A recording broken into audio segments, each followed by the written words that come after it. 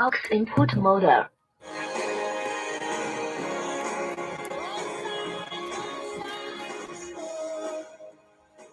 Both sides of the story. We always need to hear both sides of the story. Both sides of the story. Both sides of the story. Both sides of the story. Yes, both sides of the story. Both sides of the story. Both sides of the story.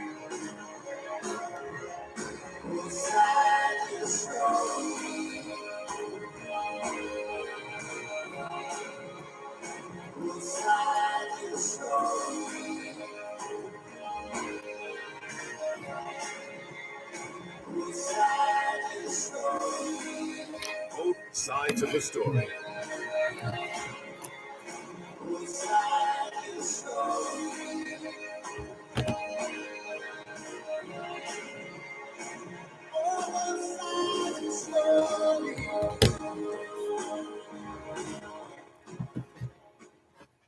Knowledge is power. Class is in session. Power 106.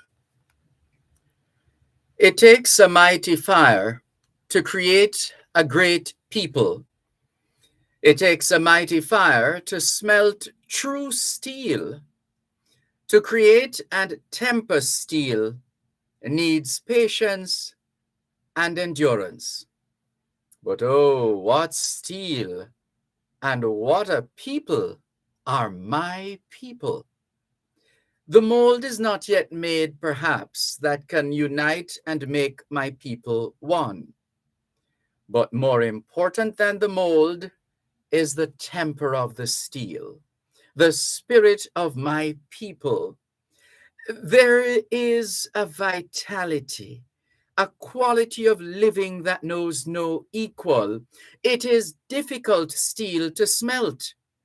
They are crude and simple, dark and deep. But oh, what steel and what a people are my people. And when that steel is smelted, and when that steel is tempered, and when that steel is cast, oh, what a people shall my people be.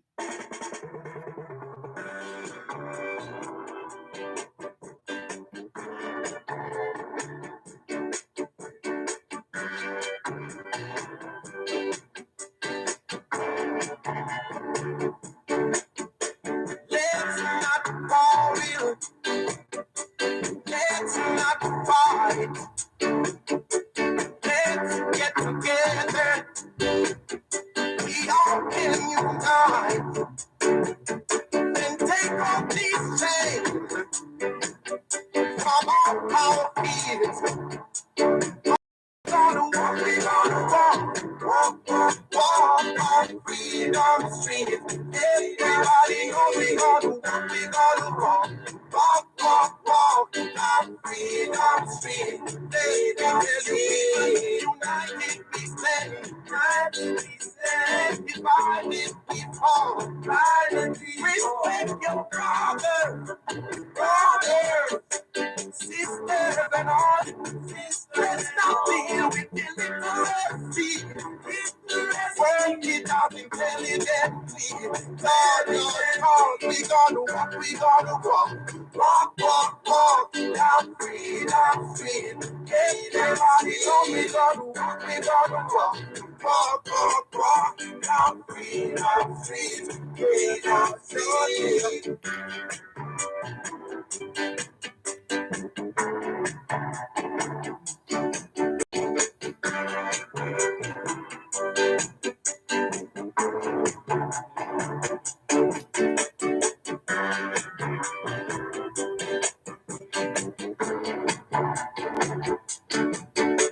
Can't sleep clearly, 'cause I work hard last night.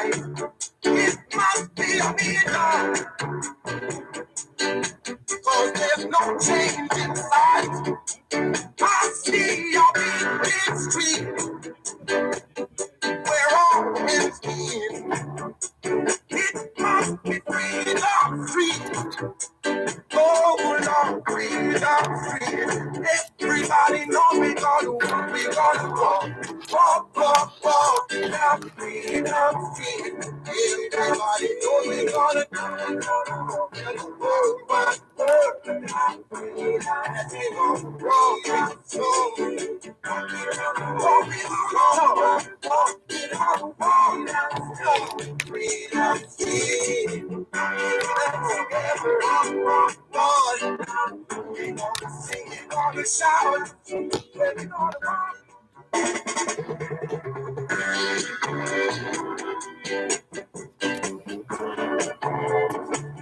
Ken Booth, Freedom Street, and before that, It Takes a Mighty Fire by H.D. Carberry.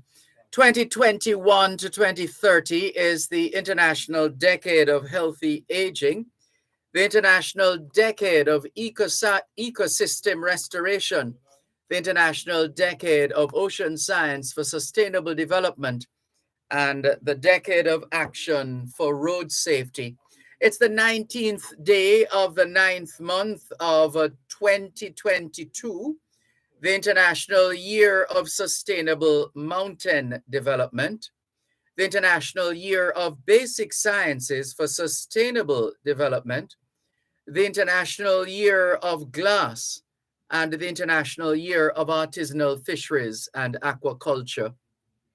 Put another way, it's the 19th day of the 4th month of the 2022 Atlantic hurricane season, and the National Hurricane Center in Miami, Florida, has been reporting that the center of Hurricane Fiona was near the northern coast of the Dominican Republic, and that in the meantime, catastrophic and life-threatening flooding continues.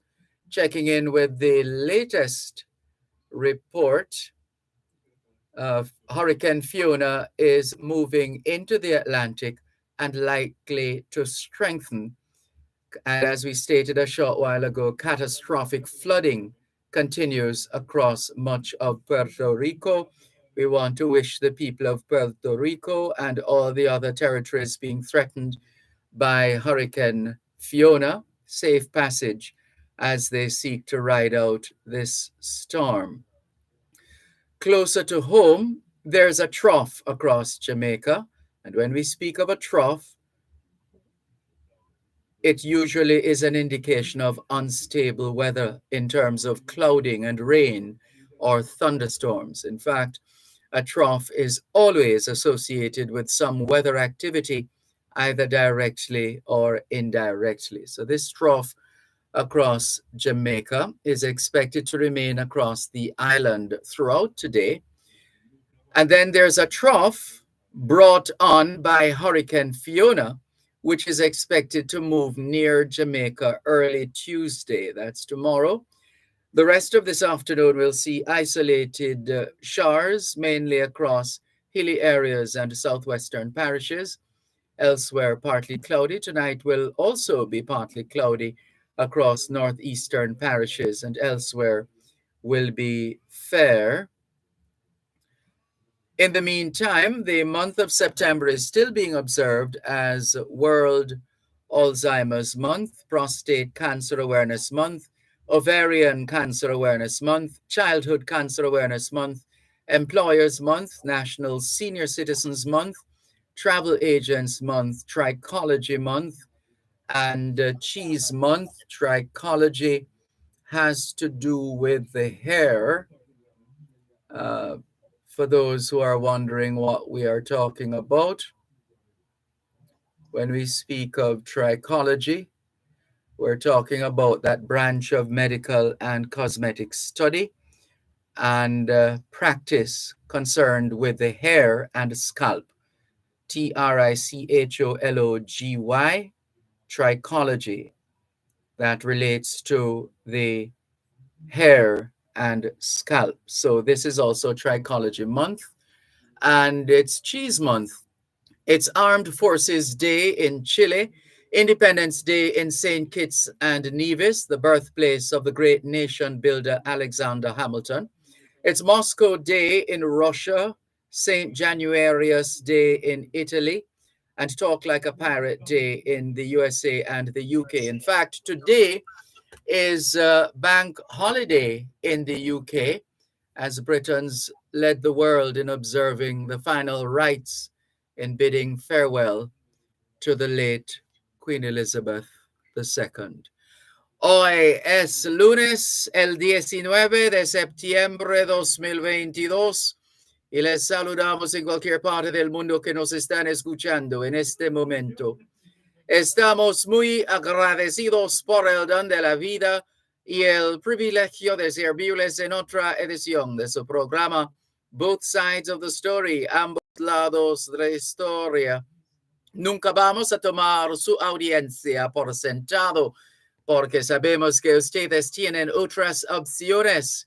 Y esta es la razón por la cual jamás olvidamos darle las gracias por elegir Both Sides of the Story, ambos lados de la historia, de lunes a viernes desde las 2 hasta las 5 de la tarde, aquí en Power 106 FM. La misión continúa para educar, capacitar, iluminar y estimular el espíritu empresarial. Bienvenidos.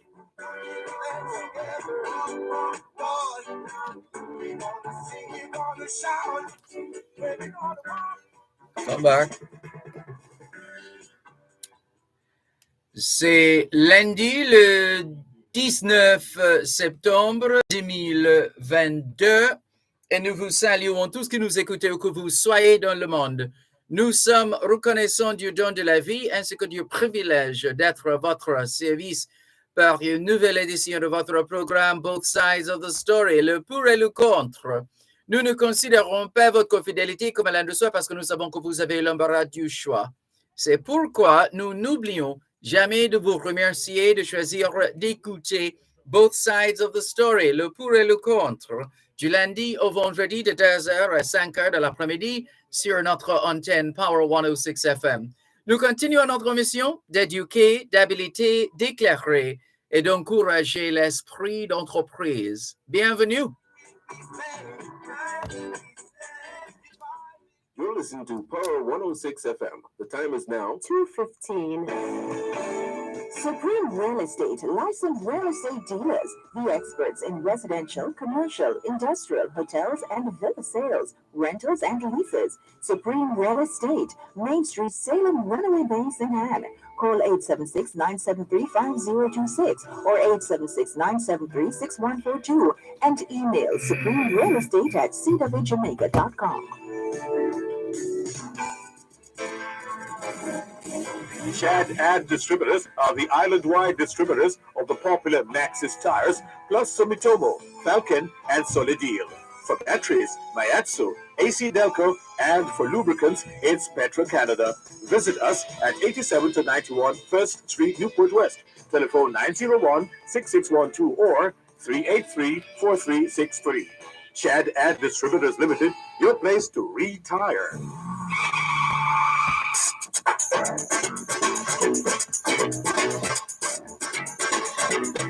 For 50 years, Under the Law has been helping you to know your rights and how the laws of Jamaica can help you defend those rights. And we continue to do this in 2022. The program is brought to you on Wednesdays by the Bank of Jamaica, building an inclusive economy. Under the Law at 6:45 and 8:55 a.m. and at 4 and 9:55 p.m. on Power 106 FM.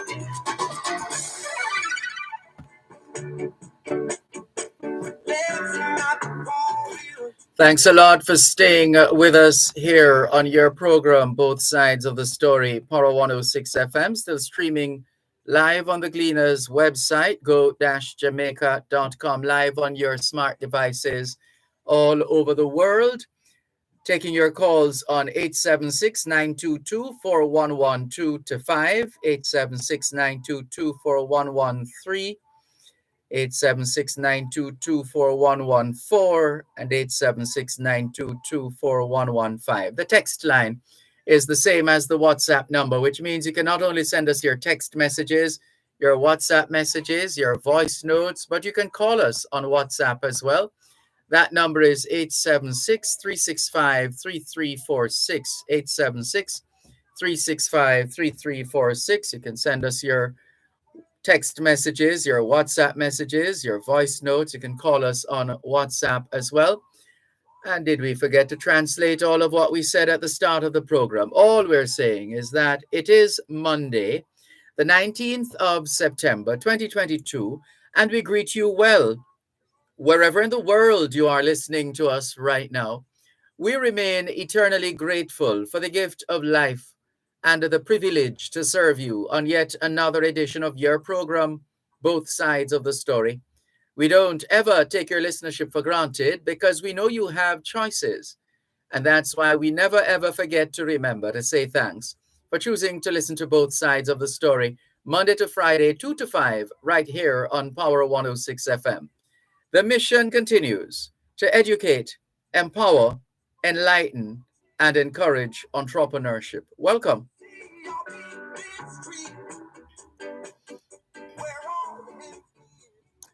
Thank you so much for making it your program, Both Sides of the Story, Power 106 FM. Welcome to those who have joined us. Jennifer Stewart from Q Road in Kencott, East Central St. Andrew. Good afternoon to you.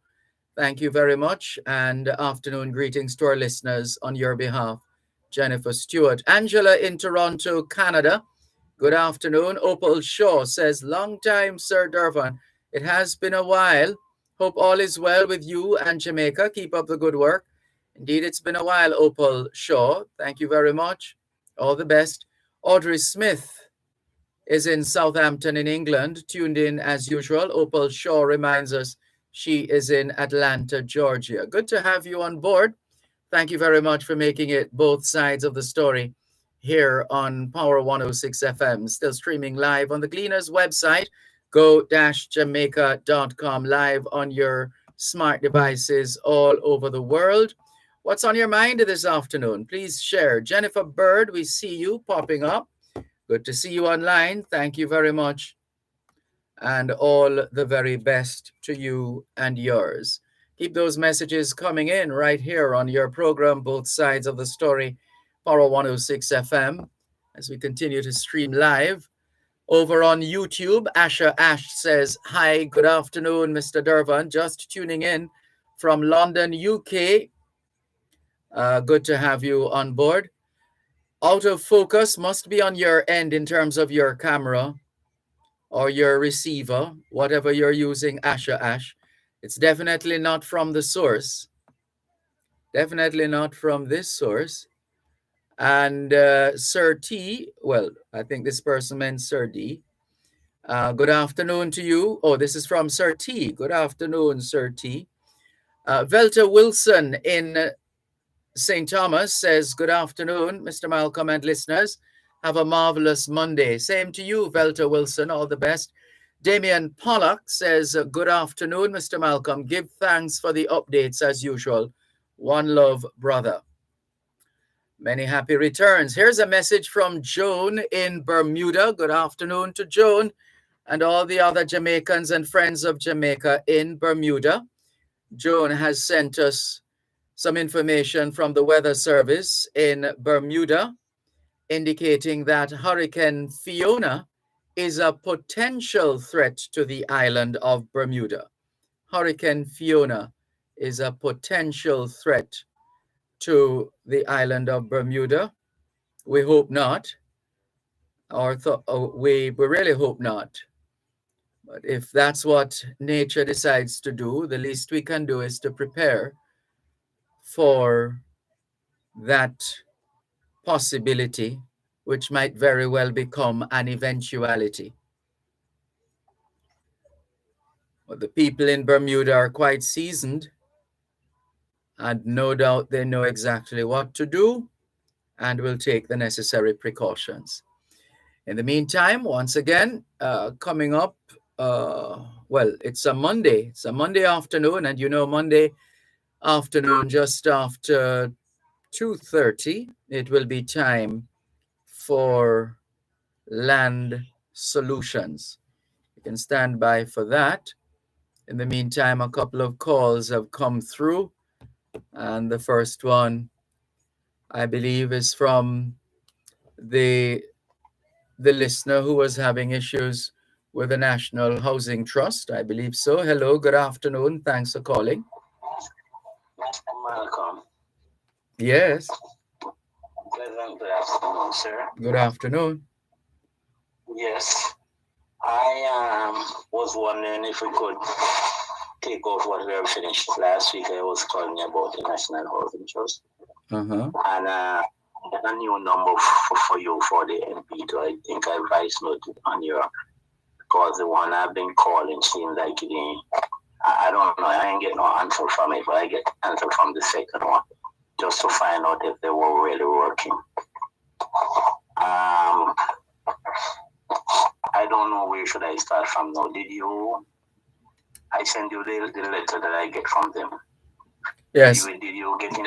No, we're still working on it. We're not ready to disclose just yet. We're still working on it. So I should just meekly wait and murmur at them. Well, the choice is yours, or ask somebody else to check on it for you if you don't think you'll be patient enough or have the patience enough to wait until we make the kind of connections that will make it happen. What I'm just trying to do is to do some follow-up on it. And the new number that I voice note you. Yes. Right? For the MP, I think that one is really working. I ain't sure the next one because I'll make a note of that. I have 141 messages on my WhatsApp. Haven't been able to go through all of them. Well, haven't been able to go through them yet. Okay. Yes. So, what do you suggest I do now? If you want to pursue it on your own, by all means, go ahead. But we're still committed to contacting Mr. Burbick at the National Housing Trust to see to see what is possible from their end. All right. So I'll call you back at another convenient time. No problem. You can call anytime. Yeah, we will reach. Okay, and thanks a lot, man. No problem. Same to you. Take care. This is your program, Both Sides of the Story, Power 106 FM. Steve is calling through as well from Toronto, Canada. Good afternoon to you, Steve, in Toronto, Canada. Welcome. Thank you very much, and good afternoon to your listeners too. Reason for my call, very disturbed in terms of what transpired yesterday in St. Catherine at the football match. It just seen that news is very horrifying. Equally as disturbing and even more so disturbing, I would say, is the silence, the deafening silence from the quarters who should be speaking out and should be calling on the government to do something. Because I just did a quick check on PSOJ's Twitter handle, JMEA and MSME and even the Council of Churches, and there was nothing. Even the Jamaica Constabulary Force, they didn't have anything on their Twitter handle. And, these things only serve to normalize these type of events. And I say it's worrying because all that is going to end up happening is that the criminals are going to try to outdo each other. And I fear. Well, that is exactly what happened on Sunday. That's exactly what happened. There, every now and then there's this. I don't know if it's an unwritten rule or some kind of a pact between these gangsters, where the aim is to demonstrate how wicked them is. That's the posture. We have to show them how wicked we is, and that kind of thing. And then they do what they did on Sunday, and then they celebrate after that. What we have to ensure. Sorry, go ahead. No, I was just saying that the wickedness or who has the most skills, if I can put it that way, yield to them demanded more monies for their service. So that's part of it too. So that comes back to it. What's that about money and service? Come again. If they have more, the wickeder that they are, or the more people that they kill, they can command more when they're contracted to do a killing. Oh, I see what you mean. It sends up their price. Yeah. So everyone is trying to outbid each other. That's right. It happened in the killing in Trelawney, even though that was a targeted killing based on the reports. But the attendant in the jerk center was also killed, an innocent person. Now, we need, before it was said that, and I've heard different ministers, unfortunately, who have said that these killings are targeted and people don't need to worry. We now need to be worried. We now need to be concerned. And we need to put pressure on the government to do something. We just had 12 days of mourning, or the country's still in mourning for the Queen.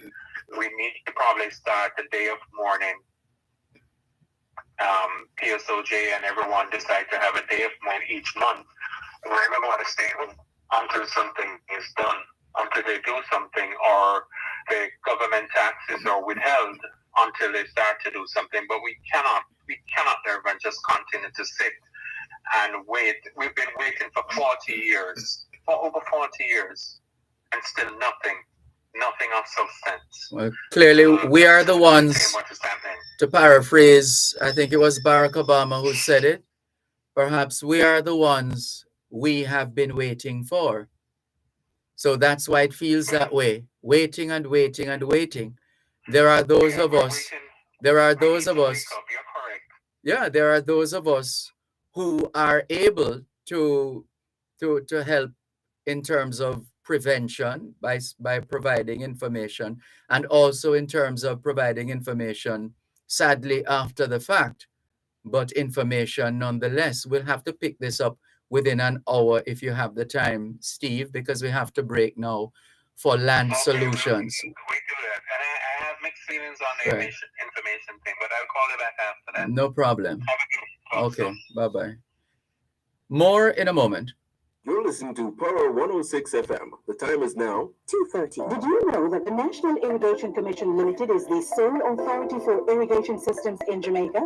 The National Irrigation Commission Limited enables the improvement in agricultural productivity through the provision of efficient and affordable irrigation to farmers and other customers. Contact them 977-6624 or 977-6727 or visit their website www.nicjamaica.com to learn more. Irrigation, making the difference in agriculture. Jamaica's only on refinery, serving all energy needs, committed to nation building in all our activities. We are Petrogen, fueling this generation. We are Petrogen, touching the lives of every Jamaican. We say the cool, we take up, the production maker. You can count on us to see you through. We are Petrogen. Petrojam, serving Jamaica's energy needs. Get the most accurate news, sports, commentary, business, and more every Sunday from the best. The Sunday Gleaner. Discover a new job, home, or upgrade to a new car. Get the latest in entertainment, health, finance, and so much more. Purchase your copy this Sunday. The Sunday Gleaner gives you everything you need and more. The Gleaner, where life unfolds. The following segment of Land Solutions is brought to you by Supreme Real Estate, Main Street, Salem, Runaway Bay, St. Anne.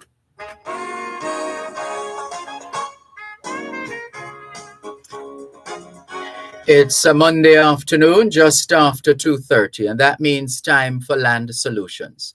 Land Solutions, the program where all your land-related matters are dealt with. Anything at all to do with the sale or purchase of land, you've come to the right place. Here are the numbers to call: 876-922-4113, to 5. 876-922-4113 to 5.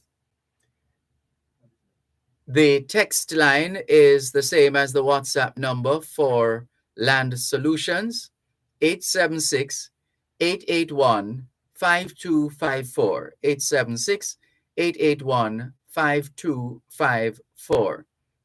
The website is landsolutionsja.com, landsolutionsja.com. The email address is gloria@landsolutionsja.com, landsolutionsja.com. On Facebook, it's facebook.com/landsolutionsja, facebook.com/landsolutionsja.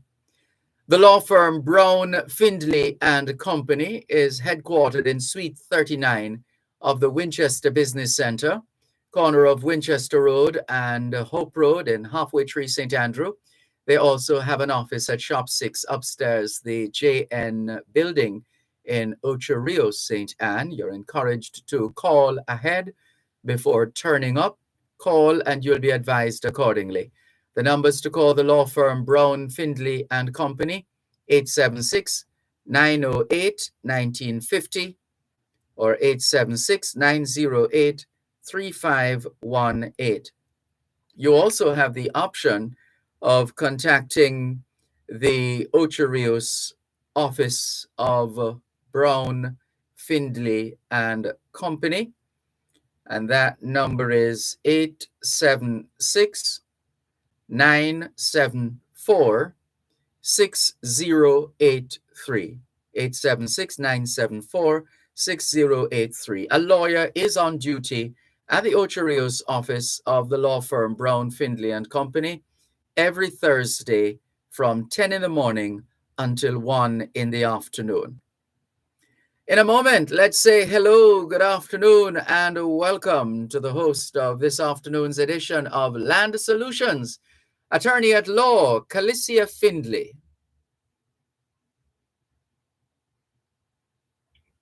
Hello, good afternoon, Dervan. Good afternoon, listeners. Thank you for tuning in to another edition of Land Solutions. As Dervan just said, I'll be your host for today, Calicia Findley. And again, the text and WhatsApp line is 876-881-5254. That's 876-881-5254. And I'll jump right into our text messages. Someone wants to know if title has to go in an executor's name before the beneficiaries can sell it. And is this legal? Yes. When someone dies, they leave a will appointing an executor. The executor steps into their shoes. So for the executor to be able to act or to sell property, do anything on that person's behalf, to carry out the dead person's wishes, you have to have the grant of probate. When it comes to selling the property, the title goes in the name of the executor. So we say that the executor is registered on transmission. It is perfectly legal. There is no other way. That is the only way. So the title goes in the executor's name. The executor can then sell the property, or after the title goes in the executor's name, the executor can simultaneously transfer the property to the beneficiaries, and then the beneficiaries can sell the property. So there are two options. Leave it in the executor's name for the executors to sell, or have the executors transfer it to the beneficiaries for the beneficiaries to sell it. They're both legal. And I find that persons get a little confused. They think that because, let's say, John died and John willed his property to his children, even though he appointed Mary as the executor, they think that because the property was willed to the children, that only the children can sell the property. That is not the case. Yes, the children can sell the property, but before the children can sell the property has to go in the executor's name. And many times, persons in their will, they will say that my property is to be sold. They don't necessarily will it to specific people. They just say, I direct that my executor sell my property, or they just say, I direct that my property be sold and the proceeds be shared among A, B, and C. It's only the executors who can sell the property. So again, absolutely nothing wrong with that. Over to WhatsApp. How much does it cost to add a name to a title? And how much is it to remove a name from a title? The cost to add a name or to remove a name from a title depends on the value of the property. Many times persons call and they say, how much is this? And we can't just say it's going to cost you $100, $200, $500, because we need to know the value of the property. Legal fees generally are a percentage when it comes to adding or removing a name. When you're adding or removing a name, also you pay transfer tax to the government.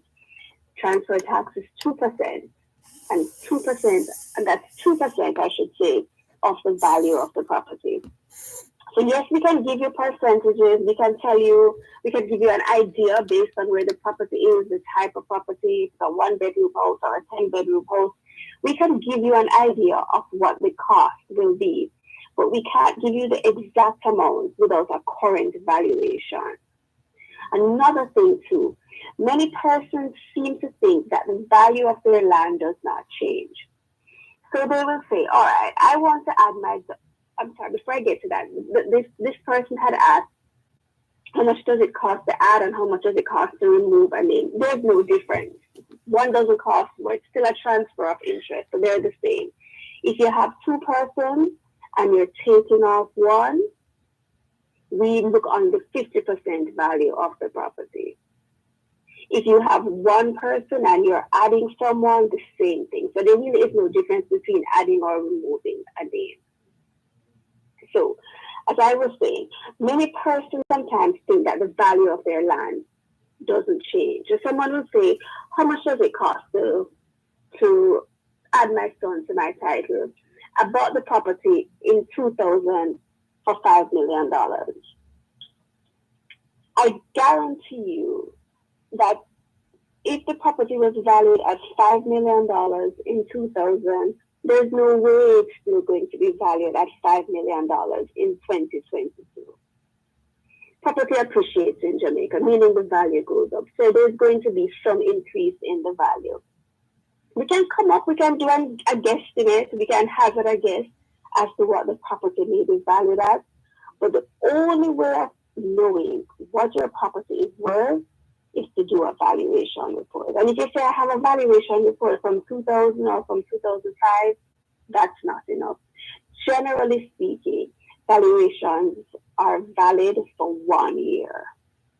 So it doesn't make sense that you present us with a valuation from 20 years ago, from 10 years ago, because we won't be able to use that. So if you want to add a name, if you want to remove a name, do a valuation. Same if you want to sell a property, do a valuation. If funds are a concern, you don't have to do a full report.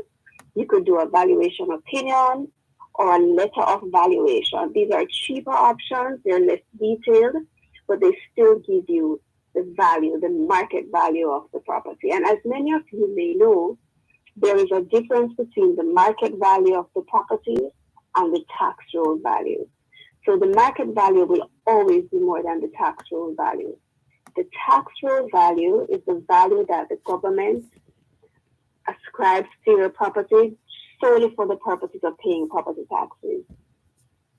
But the market value is what you would sell it for. So let's say your land is valued for $500,000, but you have a $7 million or $10 million house on it.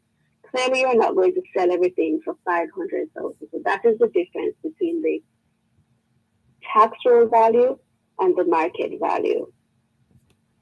An interesting message, a text message. It's coming in two parts. My father died in 1984. The will is invalid because the witnesses did not sign on the same day. That's good. And I'm saying that's good that you know that. My brother, is trying to get title in his name. Can we stop him? All right, so let me just address the first part. Father died in 1984. This person is correct. They know that the will is invalid because the witnesses did not sign on the same day. As many of you may know, when you're making a will, you have to have at least 3 persons present for the signing. The person making the will, who we call the testator, and the 2 witnesses, and they all sign in the presence of each other. The testator signs first, and then the witnesses sign, witnessing the testator's signature. If the testator signs today, and then he asks someone to witness his will tomorrow or later on in the day, it's not a valid will. All persons have to sign together. The second part, the person is asking, however, whether their title in his name and whether they can stop him. You say that your father died in 1984.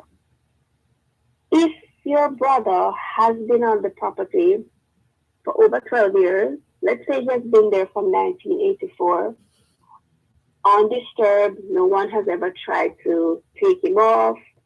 If he has been using and taking care of the property, and in all other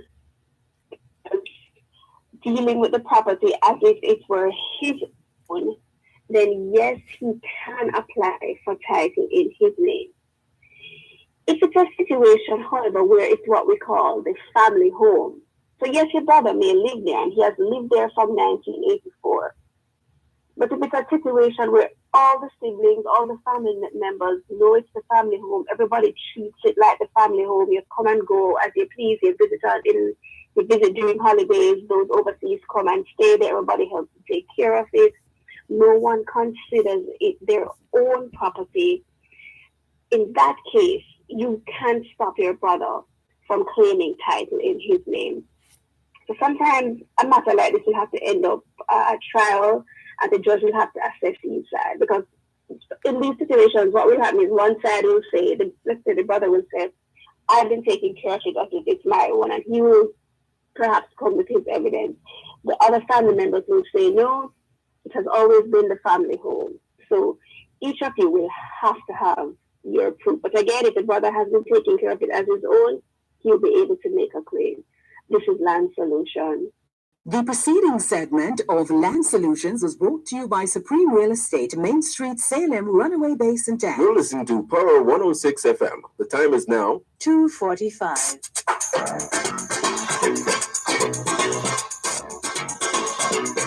For 50 years, Under the Law has been helping you to know your rights and how the laws of Jamaica can help you defend those rights. And we continue to do this in 2022. The program is brought to you on Wednesdays by the Bank of Jamaica, building an inclusive economy. Under the Law at 6:45 and 8:55 a.m. and at 4 and 9:55 p.m. on Power 106 FM. Looking for signage and branding for your business? Call the experts at Hieroglyphics Limited, located at 14 Bellatra Avenue, Kingston 10. We do all types of signs, including backlit signs, metal signs, routed signs, channel letter signs, vehicle wraps, banners, and much more. Call us today at 876-906-6910 or 876-906-8196. Hieroglyphics Limited, taking you to the next level.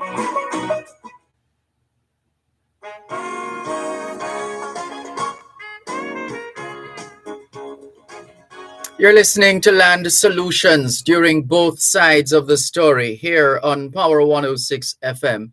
Land Solutions is the program where all your land-related matters are dealt with. Anything at all to do with the sale or purchase of land, you've come to the right place. Here are the numbers to call: 876-922-4113-5, 876-922-4113-5. The text line is the same as the WhatsApp number for Land Solutions, which means you can not only send your text messages, your WhatsApp messages.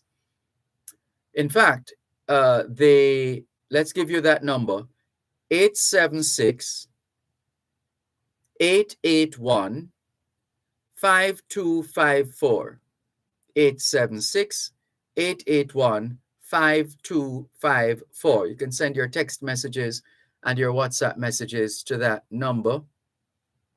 The website is landsolutionsja.com, landsolutionsja.com.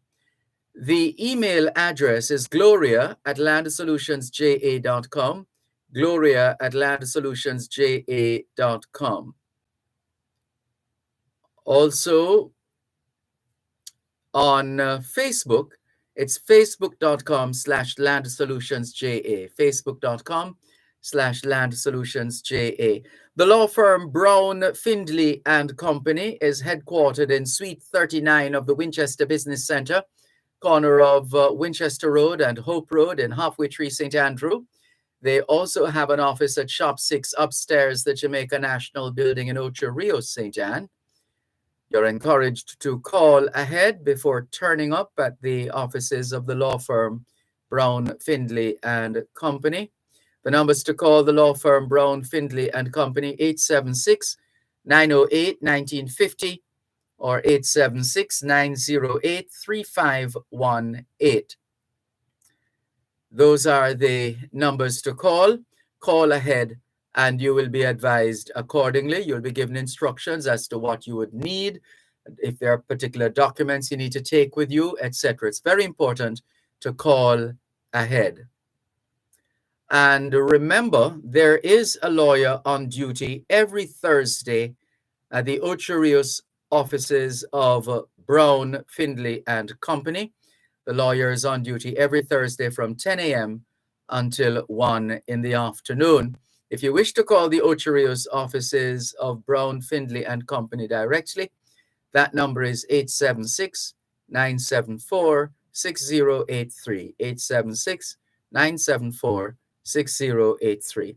Once again, here's attorney at law, Calicia Findley. Thank you, Dervan. And a special thanks to Supreme Real Estate for sponsoring the previous segment. Continuing with our text messages, do I have to survey land without a title before selling it? You should, because once there is no title, this is what we refer to as the common law title or unregistered property, once there is no title, you don't have that certainty. And especially as a purchaser, if I'm purchasing unregistered land, I'm already going to be wary. So I would want a survey, a recent survey, to know exactly what I'm purchasing, to know the boundaries. It's all well and good that you can say, yes, you've known the land for 50 years. It's over there by the breadfruit tree all the way to the east where the mango tree is. But there is no certainty. You could be wrong. Someone else could be claiming a piece of that property, and only a survey can correctly identify the boundary. So it is certainly advisable to get a survey when you are selling land. Especially, I feel like I can say anything. They can say, yes, I own this land, I'm selling it to you, but especially for a purchaser. Why would you want to purchase something when you don't even know exactly what it is you are purchasing? You know, we have to be very careful. And for persons who are selling unregistered property, it is possible that you may not know the exact boundaries of your property because you don't have a survey. You don't end up in a situation where the purchaser buys in good faith, turns out your description was off, and then they turn around now and sue you for misrepresentation or fraud or breach of contract, something. So we have to be careful. You know, you have your survey, you show it to them, you reference the survey in the sale agreement, the attorney will do that. So when you have it like that, there is absolute certainty. Over to WhatsApp. Good afternoon, Philly. Can late fees be added to tenants who constantly pay their rent late? Yes, but that's something that should be stated in the lease agreement. In fact, for lease agreements, rental agreements prepared by attorneys, and you'll know that we use the terms rent and lease interchangeably. There's no difference between a rental agreement and a lease agreement. Some people, especially laymen, they refer to a lease as something that is a longer term and a rental as something that's shorter term, but they really are the same. It is best to have a late fee stated in your lease agreement. So you can't, let's say you have a lease agreement, it does not specify a late fee, the tenant is now paying rent late, you can't now say, well, I'm charging you a late fee. That's something that ought to be in the lease agreement. You can give your tenant notice for paying the rent late because that is a breach of contract. However, if you serve your tenant with a notice because the rent is always late, once the tenant pays the rent, even though they paid it late, that renders that notice null and void. It cancels it because remember, you're stating in your notice why you want the tenant out is because they haven't paid the rent. So the fact that they have not paid the rent cures that. So usually, if the rent remains unpaid, then you can take them to court and get them. But again, if they pay the rent, the notice is cancelled. So you'll have to have another reason in the notice if you want the tenant out. And let me just say, if your tenant is consistently paying the rent late, but they're nonetheless still paying the rent, let us say they're supposed to pay on the 1st of the month. But instead of paying on the 1st of the month, they're paying you on the 15th or the 20th. But apart from that, they're a good tenant. Perhaps you may want to have a discussion with them and see if you just can perhaps change the due date of the rent. Instead of the rent being due on the 1st, change the due date to the 15th or to the 20th, if that works for you and the tenant. Good tenants are hard to find. So I wouldn't want you to be in a situation where you get rid of this tenant and then you end up with a worse tenant or you end up with your property being vacant. So if it's a situation where the tenant is paid, let's say after the 15th of the month, and they are willing to change the due date or change the date that they pay the rent, then go ahead. Perhaps giving them another date will help that situation. Someone from Facebook, and that's facebook.com/Land Solutions, wants to know if early possession is legal, and please explain what it is. Early possession means where a purchaser gets to occupy, to live in the property they are buying before the sale is finished and before their name goes on the title. So again, if you think about it, early possession, they get possession of the property early. They get possession before their name is on the title and before the sale is finished. It is legal. Purchasers and vendors do it all the time. It may be a situation where the purchaser is getting a loan, the loan has been approved, the vendor is just waiting on the mortgage company to pay out, or perhaps the purchaser says, I will pay you rent while the sale is ongoing. So there are different scenarios, but yes, it is legal. It is always best to have an agreement done, perhaps a rental agreement. You don't have to charge the purchaser. It is completely up to you. Also, if a purchaser requests early possession, you are absolutely under no obligation to give it to them. So they have paid their deposit, they have full mortgage approval. It's just a matter of time, maybe 2-3 weeks, a month before the money is paid over. You know it's coming. You still don't have to give them early possession. And a lot of sellers are not comfortable giving early possession. And we can understand why. You don't want to turn over your property until you see the money in your account. So you don't have to feel forced or pressure to give early possession. If you do, make sure you protect yourself with a solid agreement, and your attorney will prepare that for you. How do you check on the status of your title application? When an application for title is lodged at the title's office, we get an instrument number. And we pass that instrument number on to clients and they can check the status of the application on their own. Title applications take a while. They take about a year to 18 months. So a lot of times, persons will call and say, what is the status of my application? Or responses, it has been filed. We're simply waiting on it to go through the appropriate channels. Here is the reference number. Feel free to check it yourself. As a client, you can get that information. Similar with other applications too. Let's just say you have an application filed in court. You're suing someone, you're applying for probate. Once a document or a suit is filed in court, we get a suit number. You can check the status yourself at court. Let me say, processes take a long, especially for clients overseas. As many of you will know, things don't move as quickly as they would in other jurisdictions. So in some countries, they will tell you that they can get probate in a week, 2 weeks, a month. It takes longer here.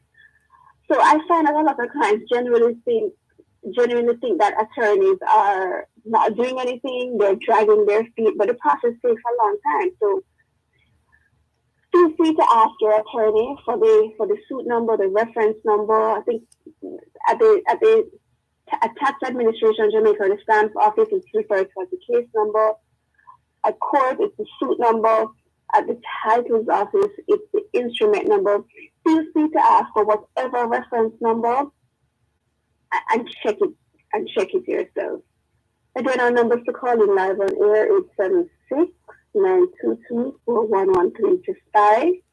The text and WhatsApp line 876-881-5254. Email gloria@landsolutionsja.com. You may also call us in office. The numbers of the law firm Brown, Finley and Company are 876-908-1950 and 876-908-3518. You may also call our office in Ocho That number is 876-974-6083. This is Land Solutions. You're listening to Power 106 FM. The time is now 3 o'clock. Business leaders, this is it. Live to Lead, the #1 global leadership conference is back Friday, October 7, 2022 at the Jamaica Pegasus Hotel. Get real leadership solutions to accelerate your business now. This is your chance to learn from the most powerful names in leadership. John C. Maxwell, Tim Elmore, Doris Kearns Goodwin, Dr. Christopher Tufton, and many more. Register and learn from the best. Get your tickets at livetoleadjamaica.com or call 876-438-1135. Live to Lead Jamaica is sponsored by RJ Ardina Group, Hybrid Digital, Intentional Growth LLC, and Creative Brands and Concepts. There's a retirement crisis in Jamaica, with only approximately 10% of the working population saving towards retirement. Many people do not participate in a formal pension plan, such as contract workers and the self-employed, and some are not eligible for a government pension. Every member of the workforce has the opportunity to participate in a pension plan and secure a monthly income for their retirement. Join Real Business every Monday at 9:30 a.m. for an informative discussion with Peter Rose Hall, Managing Director of BPM Financial, discussing the importance of retirement planning and the solutions to move Jamaica out of this crisis. Retirement Wealth Creation is brought to you by BPM Financial Limited, taking you higher.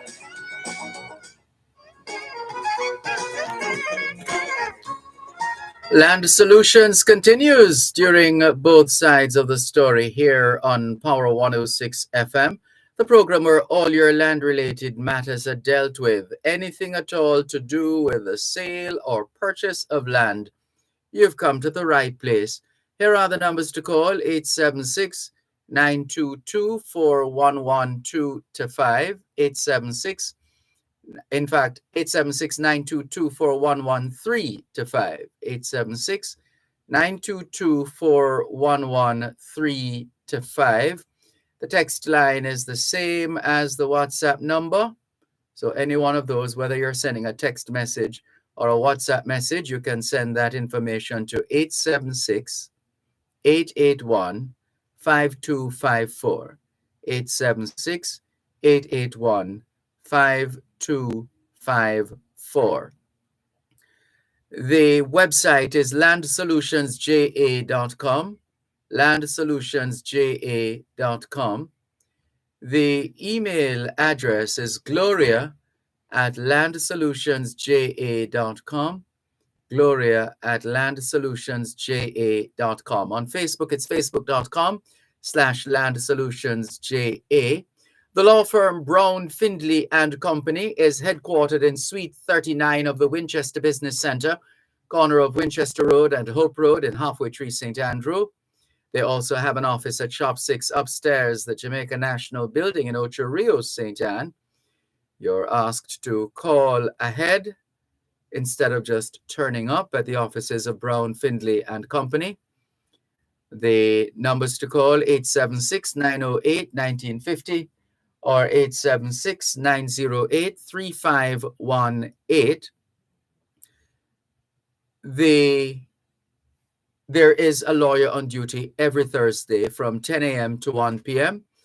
And you're encouraged as well to call the Ocho Rios office if you so desire.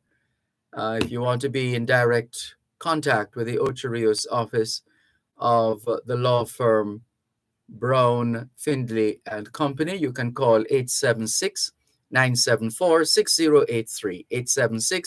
876-974-6083. Once again, here's attorney at law, Calicia Findley. We have a caller for you, Calicia. Thank you, Dervan. Hello, good afternoon. Hello, Mr. Henry. Hello, afternoon. How may I help you? Hello. Hello. Yes, I'm hearing you. Please go ahead.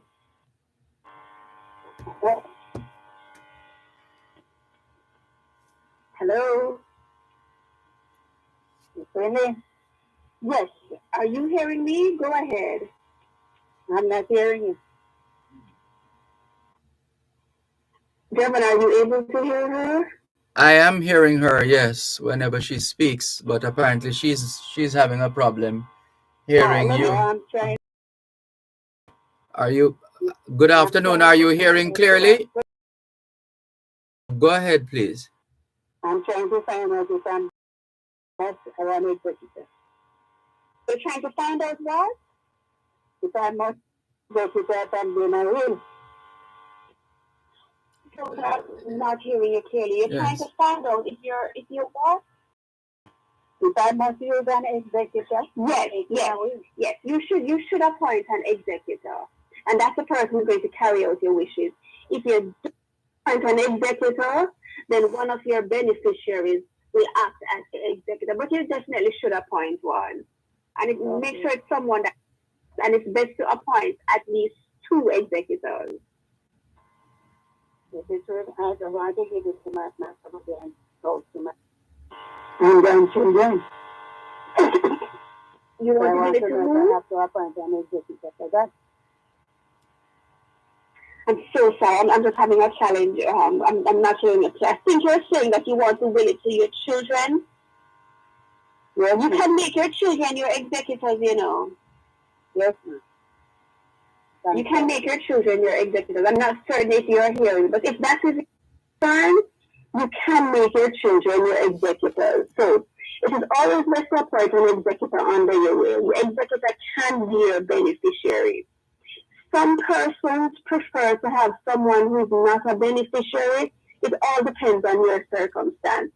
If you don't have anybody else and you want to have your executors be your beneficiaries, not an issue. You can go ahead and do that. All right? Continuing with the after a divorce, how long do you have to wait before remarrying? And can you remarry the same person? All right. After you get divorced, you can get married right away, and you can get married to the same person. A divorce is done in 2 parts. The provisional divorce, the first part of the divorce, that's what we refer to as the decree nisi. Once the decree nisi is granted, you're halfway there. You can't remarry. You have to wait, I think, 6 weeks, and then you apply for the decree absolute. That's the final. After that, you can remarry. I think the purpose of the of doing the divorce in two parts is perhaps a cooling off period to see if the person, the applicant, wants to change their mind. And in a case like this, I think you're asking if you can remarry the same person. You could. So perhaps let's say you've applied for the divorce, you have the nice time, you realize I'm still in love with my spouse. You could go ahead and discontinue proceedings, and in so doing, you would still be married to the person. But again, if your divorce has been finalized, you can go ahead and remarry right away, and you can get married to the same person. If the person who gives a power of attorney dies, what happens? The power of attorney dies with that person. A power of attorney is only valid for the duration of the life of the person. Unlike a will comes into effect after the person dies. So power of attorney while you are alive, will comes into effect after death. And power of attorney is sometimes used for convenience. If someone is ill, incapacitated, unable to travel, that's when you use a power of attorney. For a will, once someone makes a will, let's say Mary makes a will and she wills her property to John, the terms of the will do not kick in, they don't become valid until after Mary dies. So John can't go ahead and claim the land while Mary is alive. So again, power of attorney during life, will after death. If the government is selling land, do you have to accept the price they are selling it for? Not necessarily. You can negotiate. I've done it, and it's best to have an attorney handle the negotiations for you. Usually when the government is selling land, they would have done a valuation, and they're going to present their offer based on what their valuation says. So if that's something you disagree with, it's best for you to come with your own valuation report as a basis for disputing what they're offering. They don't have to offer it, but it is certainly worth. I should say they don't have to accept it, but it is certainly worth a try. Over to Facebook. If an executor dies before completing probate, what happens? This can be tricky. If an executor dies, that executor's estate will have to be sorted out, and I don't want to get too technical, and also the estate that he was probating, it will also have to be re-administered. So you will end up having two estates. If there are two executors and one of the executors dies, then the surviving executor can continue with the process. It can be technical, but I don't want to get too technical. But in short, if an executor dies, let me go again, if an executor dies before completing the process, that executor's estate will have to be sorted.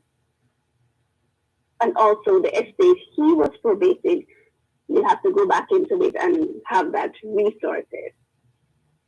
What is a transfer tax certificate? I hear I need one to sell my property. Yes, you do. And I suspect you're asking this question because you may be trying to sell property on your own. Never a good idea. Have an attorney do that for you. We deal with all of that. But in short, a transfer tax certificate is a document you get from the stamp office after you pay the transfer tax. So when you're selling property, government charges you transfer tax of 2%, and that's 2% of the sale price. Stamp duty also, that's nominal, that's $5,000.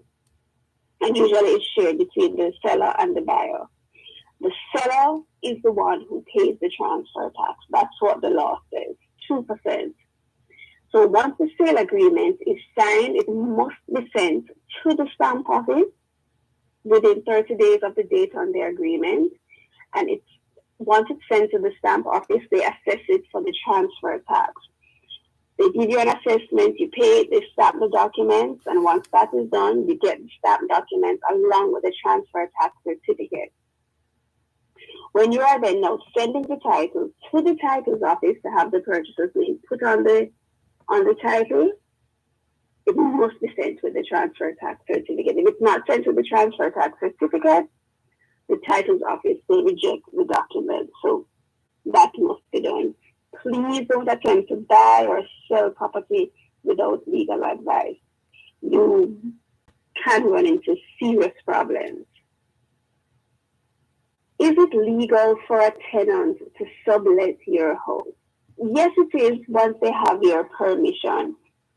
If you find out that your tenant has been subletting your property or house without your permission, then that is a breach of the terms of the agreement. And usually when we're preparing a lease agreement, we say something to the effect that the tenant is allowed or the tenant can sublet the property as long as they get the landlord's consent, and the landlord shall not unreasonably withhold that consent. I recall a situation where someone wanted to give a notice to their tenant. It was, I think, a gated community.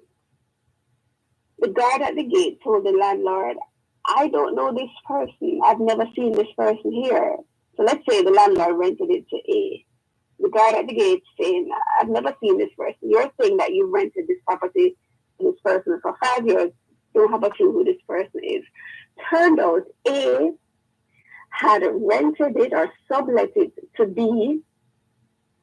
A had stopped paying the rent, even though the person who A put in the property was still paying their rent.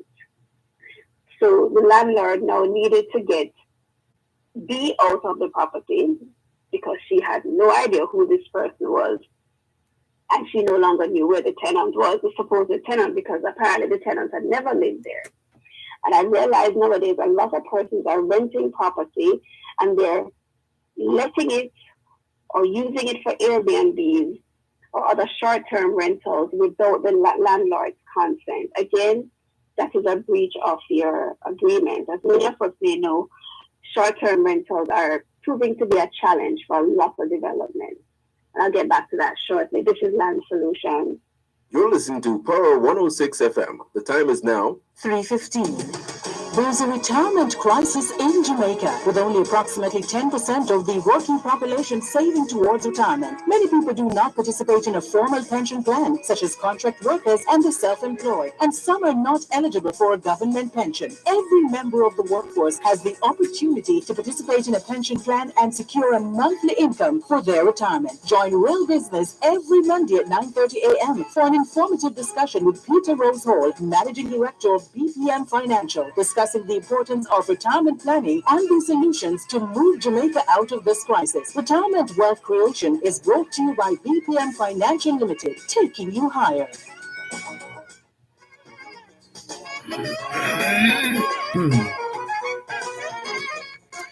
It's the final segment of today's edition of Land Solutions during both sides of the story on Power 106 FM. Land Solutions, the program where all your land-related matters are dealt with, anything at all to do with the sale or purchase of land. You've come to the right place. Here are the numbers to call: 876-922-4113-5. 876-922-4113-5. The text line, same as the WhatsApp number for Land Solutions, 876-881-5254. 876-881-5254. The website is landsolutionsja.com. The email address is gloria@landsolutionsja.com. On Facebook, it's facebook.com/landsolutionsja. The law firm Brown, Findlay and Company is headquartered in Suite 39 of the Winchester Business Center, corner of Winchester Road and Hope Road in Halfway Tree, St. Andrew. They also have an office at Shop 6 upstairs, the Jamaica National Building in Ocho Rios, St. Anne. You're encouraged to call ahead before turning up. The numbers to call the law firm Brown, Findlay and Company, 876-908-1950 or 876-908-3518. You can also call the Ocho Rios office directly, 876-974-6083. 876-974-6083. And once again, a lawyer is on duty every Thursday from 10 in the morning until 1 in the afternoon at the Ocho Rios office of the law firm Brown, Findlay and Company. Here once again is attorney at law, Calicia Findlay. Thank you, Dervan. So as I was saying before the break, a tenant can sublet your house once they have your permission. However, a lot of tenants nowadays seem to be using other people's property, their landlord's properties, as air.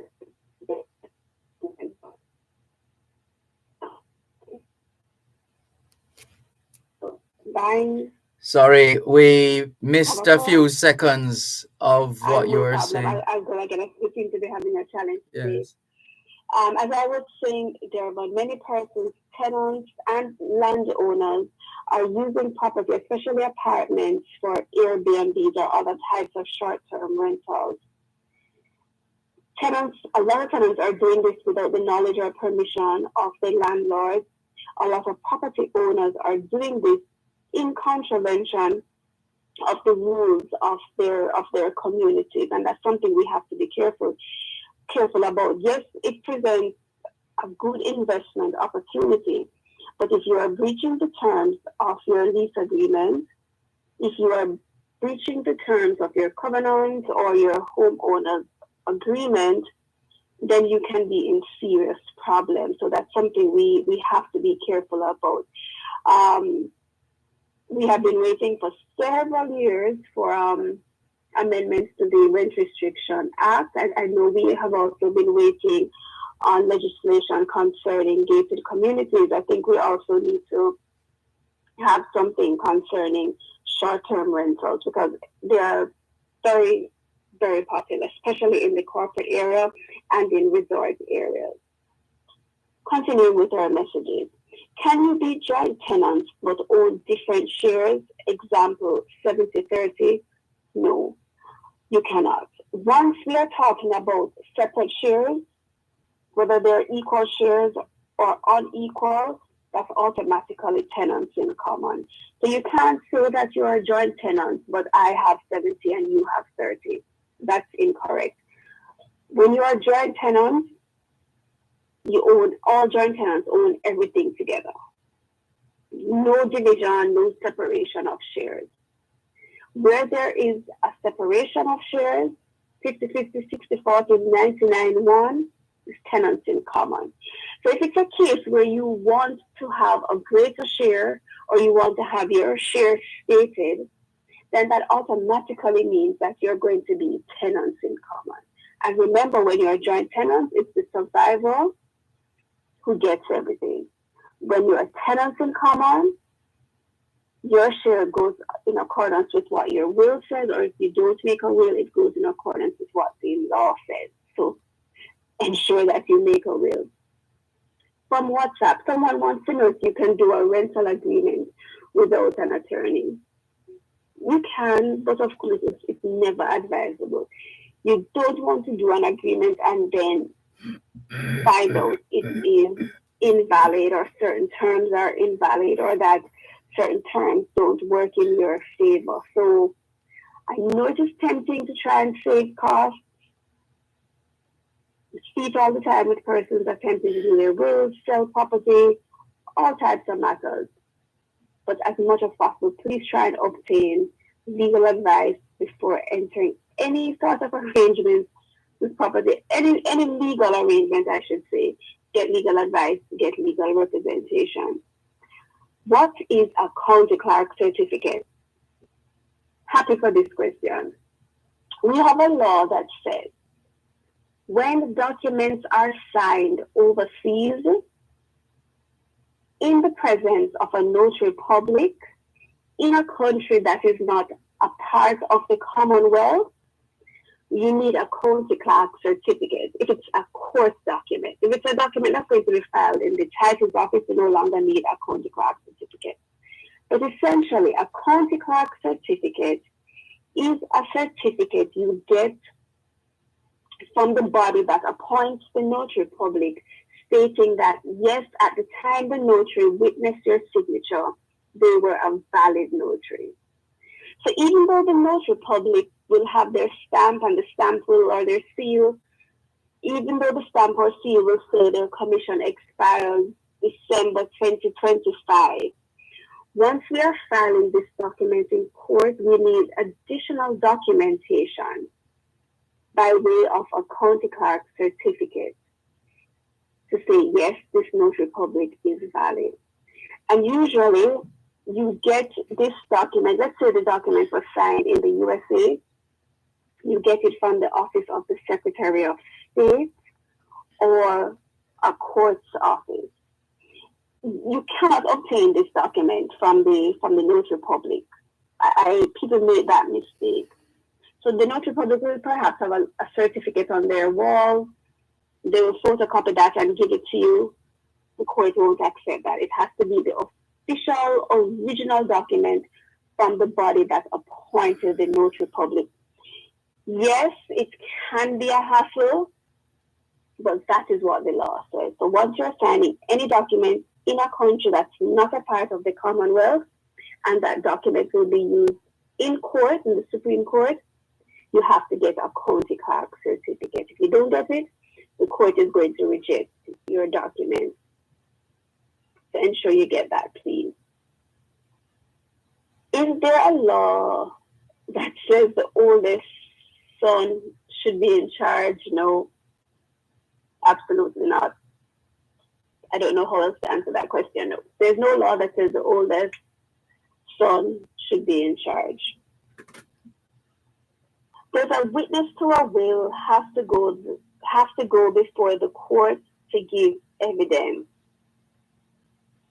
Only in a situation where the will is contested, and let's say the matter is going before a judge, is going to trial. So, when you're making your will, you have to have your witnesses, two witnesses.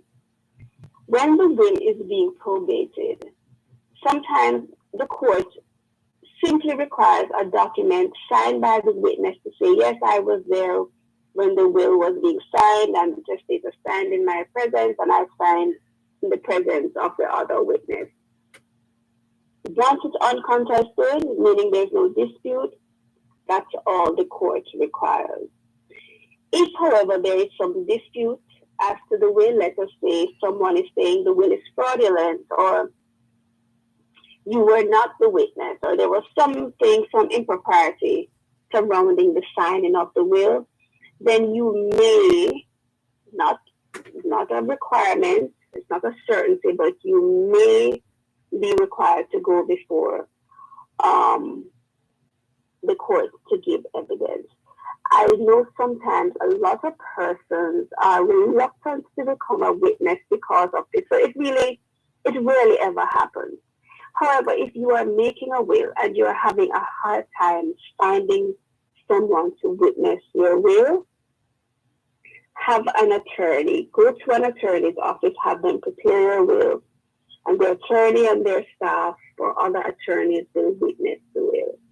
Something every attorney does. And again, it is always better to have your will prepared by an attorney. And the attorney doesn't just prepare the will and give it to you and leave it to you. No.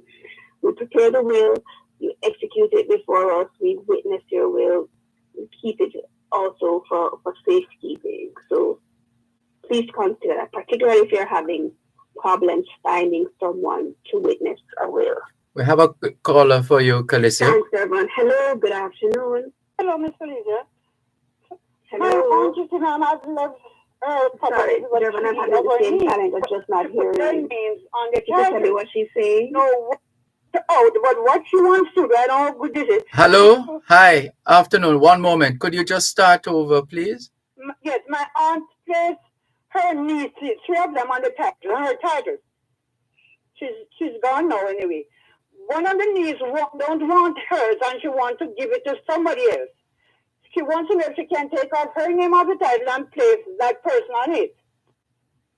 Yes, she can. Or she can do that. Would the others agree to it? One wasn't so fussy, but I suppose she'll come along. Oh, I'm sorry, you're gone again. The other two will have to agree to it. The other two will have to agree.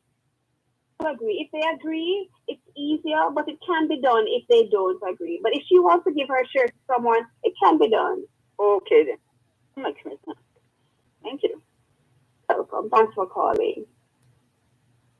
How can you dispute a surveyor's identification report? I am selling a house and the purchaser's report shows a breach. You can have a conversation. One, you can have a conversation with the surveyor, ask them if they would revisit their findings. You can get your own surveyor, have your own survey done at your cost to see if your surveyor comes up with the same findings. If your surveyor comes up with something different, you ask the two surveyors to have a discussion and see which one prevails. If your surveyor is standing by what they're saying, you don't have to accept the other surveyor's report. And in a case like that, you can either cancel the sale, or if the purchaser wants to continue with their surveyor's report, you can say, go ahead, but I will not be taking care of this breach. Usually, though, I find that if one surveyor says something 9 out of 10 times, particularly if they're competent surveyors, 9 out of 10 times the other surveyors will agree. So if one surveyor says there's a breach, the other surveyor more than likely will also say that there is a breach. Again, I know a lot of you will say, yes, you know the property, you've known it for several years, so there's no way that there could be a breach. You never can tell. Only a surveyor's identification report can clearly identify whether there are any issues with the title, if there are any breaches of covenant. So whether you're buying or selling, it is always advisable to get a surveyor's identification report. If you disagree with it, you can get another one, but you may just end up wasting your money. Let me see if I can just put in another quick question. If you are divorced and can't agree if you are divorced and can't agree if your property should be sold, how long do you have to decide? There really is no limitation. You don't want to wait too long. You don't want to wait 12 years and then lose the property. So as much as possible, try and negotiate, try and have some informal settlement. If not, take it to court and have a judge decide. Thanks as always for tuning in to another edition of Land Solutions. I've been your host for today, Alicia Finley. And thanks as always to Dervan and the team at Power. Take care.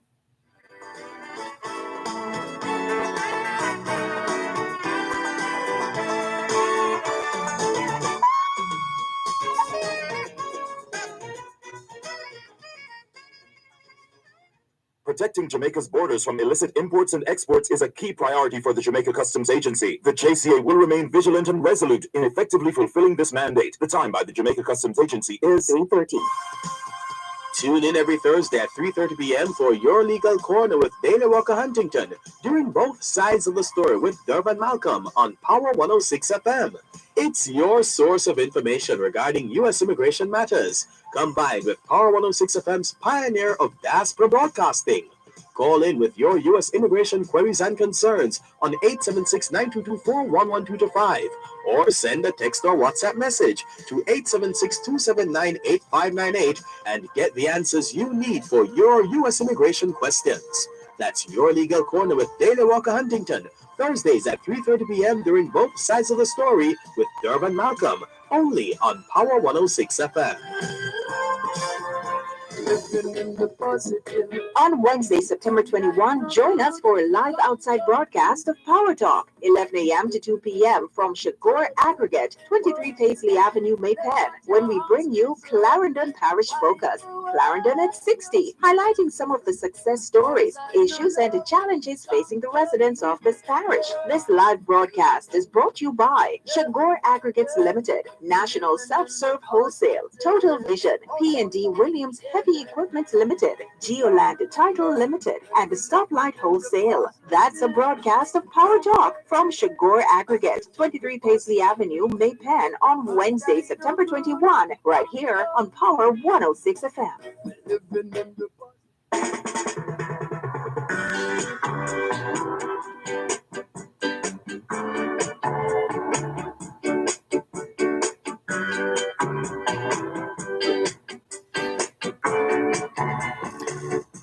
Thanks a lot for staying with us here on your program, Both Sides of the Story, Power 106 FM, still streaming live on the Gleaners website, go-jamaica.com, live on your smart devices all over the world. Taking your calls on 876-922-4112-5, 876-922-4112-5, the text line. Same as the WhatsApp number, which means you can not only send us your text messages, your WhatsApp messages, your voice notes, but you can call us on WhatsApp as well. That number is 876-365-3346, 876-365-3346. We're still streaming live on YouTube via the Dervan Malcolm YouTube channel. Live as well on Facebook by way of the Dervan Malcolm Facebook page.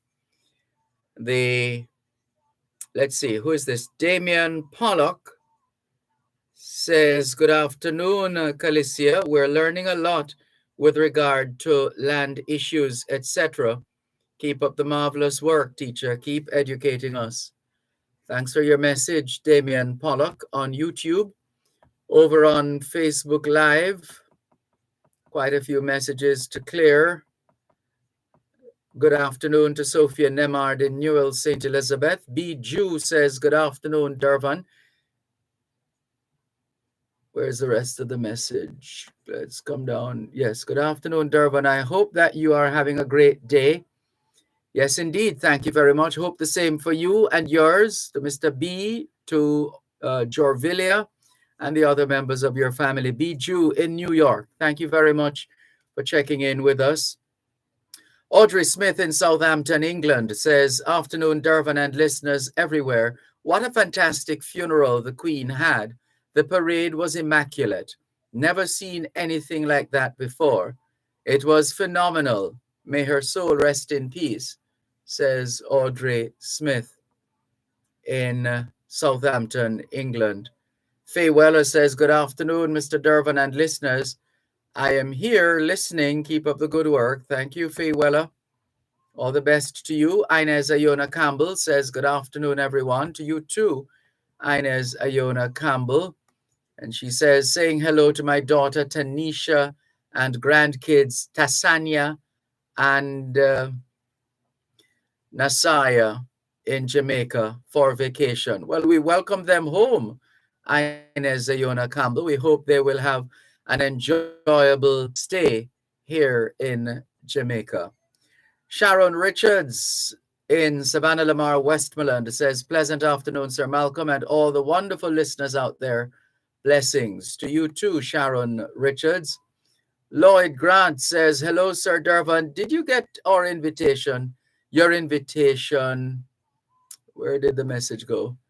Did you get your invitation to our new Atlanta inaugural ball coming up on the 10th of the 8th, 2022, or is this the 8th of the 10th? Looks more like the 8th of October, 2022. Would have loved to have you blessing us with your show and presence. That's the Jamaican Ex-Servicemen Association Atlanta chapter. Well, why not? Why not, Lloyd Grant? Let's see. Let's connect off air and see what's possible. Thank you very much for your message. And he says, love your show, my friend. Thank you very much, Lloyd Grant. All the very best to you. Mikey D says, good evening. Good afternoon, Mikey D. I believe Mikey D is in the UK, right, Mikey D? Yes, I believe he's in the UK. And he says, Mrs. Douglas, welcome. Oh, well, that's someone who has joined him on his platform, perhaps. Angela says, hi, Mr. Mikey D. That's not Angela in Toronto this time. This is Angela Douglas, and she's greeting us as well. Thank you very much, Angela Douglas. Thank you all for tuning in, and all the very best. Let's continue with more on your program, Both Sides of the Story, Poro 106 FM. Steve McDonald in Toronto, Canada, wanted to continue the conversation with respect to the weekend tragedy at the football match in St. Catherine. Thanks for calling back, Steve. Thanks very much, Dervan. First, though, I just want to express my condolence on and sympathies to our very own in the diaspora, Dr. Thompson, and I'm just wishing him strength during this time. Yes, we join you in conveying condolences to Dr. Sylvanus Thompson and his family on his loss. Yes. Yes, thank you. So what I'm saying, you had mentioned with regards to the witness. With regard to people giving witness. Mm-hmm. No, I was just helping you with that expression, because there's no S on regard. It should be with regard to, as opposed to with regards to. You can say kind regards and happy regards and best regards, but with regard to. Thank you very much. Really Sure. appreciate that. No problem. Yes. So there were a few days that I didn't attend classes, so making up now. So right at his concern, I have mixed feeling, and I think a couple of things. Yes, people have been given witness, and we have learned that we have a very good witness program that whoever goes through 911 or 119, 119, I think it's 119. And yes, so but there are other times when it have been very challenging, and we've seen other situations where witnesses have been killed, and let's make it clear though that those witnesses you identify as being killed were not on the witness protection program. Right. And the commissioner of police actually addressed that quite recently, and he said that while the witnesses on the witness protection program weren't killed, what they've found happening is that their families who's not on the witness protection program have been killed.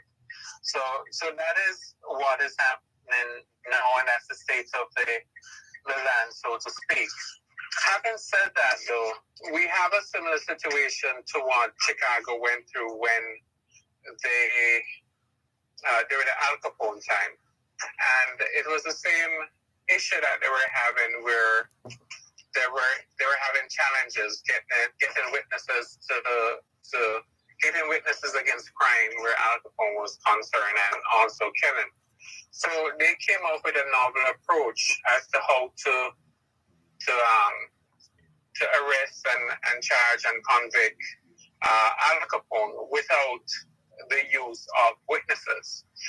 And I'm saying that to say that we know what the problem is. We've identified the problem, and we identify the challenges. It makes no sense that we continue to beat and we know what the limitations are. We need to work within those limitations.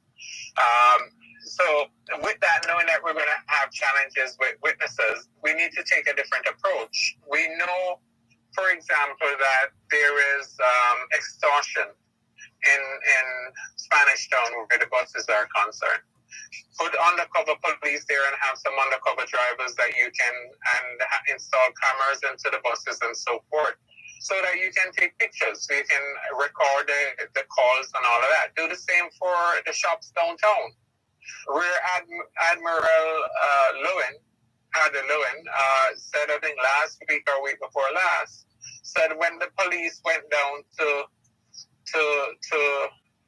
Spanish Town, they only went down there to stop the killing. They didn't go down there to try and stop the extortion.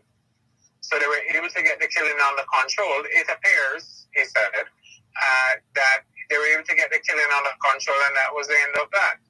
So I'm saying that we know what the challenges are. We know what the limitations are. Try and have different methodology. See how we can get evidence without having to depend on the human factor. And we need to take that approach. We need to take that approach with what's happening. And, there are enough technology out there that it can be employed in different areas that we can make a dent. Use smart money. And you will see where the money go. Because we know we know. The police know who the perpetrators are. Yes, they know. I can come down to Jamaica, go into any area now, and I stand up there on the street side. You and I are street smart enough that we can look and we can identify. We're doing profiling, yes, but we can identify people who, it'll be 99% correct that they're involved in wrongdoings. They're not hiding. There's also the unexplained wealth legislation that they were supposed to get passed. Robert Montague, when he was minister, announced that they were going to do that to take the wealth out of crime. They haven't done that. That's just dead. But what we find happening is that Minister Chang said $1 billion comes into the country each year from criminal activity. Where do you think that money is going to, Dervan? It's going right back into the legal businesses, right? Because someone who is a criminal person is going to build a house. He's going to buy cars. So we don't want to upset the economic activities in terms of what's going on. That's the challenge that we're having right now. And, so it's more than just the witnesses not coming forward. The country is benefiting significantly from criminal proceeds.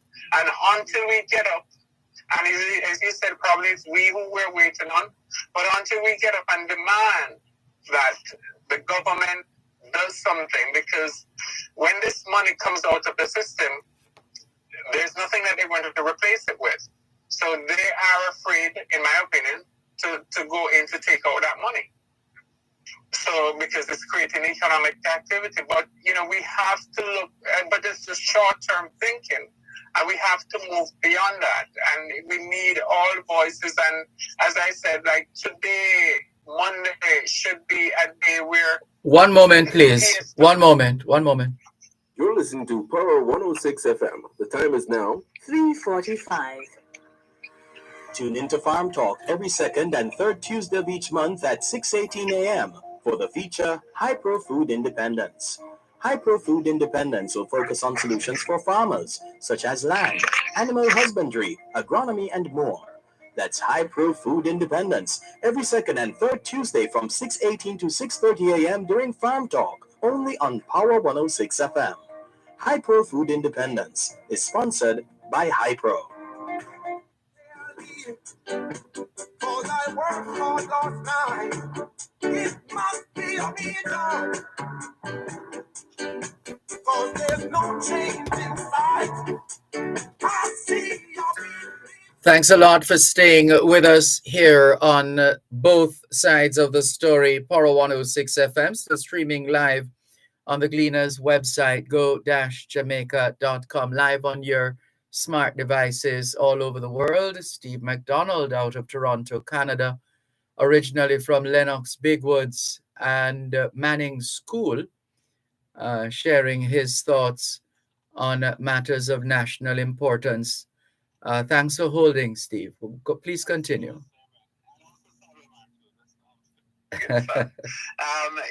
And we've unfortunately had some killing over the weekend and stuff too. Yeah, I'm saying a day like today, Jamaica Ballers have issued a statement, but we should have seen a statement from the RJR communication group. We should have seen a statement from all the heads, right? If this is not something to get everyone away, it was a corporate event. The PSOJ should have been out there. Everyone should have been out there. All of the leaders should have been out there, up in arms. And this is how we normalize. Well, perhaps they're counting their lucky stars and saying, "My goodness, can you imagine if we were there? Anything is possible, eh?" But if that's where they're at, Dervan, dog numbers up. No, I'm not saying that's where they're at. I'm just playing the devil's advocate. Yeah, if that is where they are, because we have been, and people have been crying on numerous occasions. We've seen them on TV and all that, where people have been crying for help.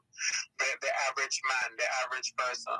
Not until our leaders, industrial leaders, start to hold the government accountable and make pleas.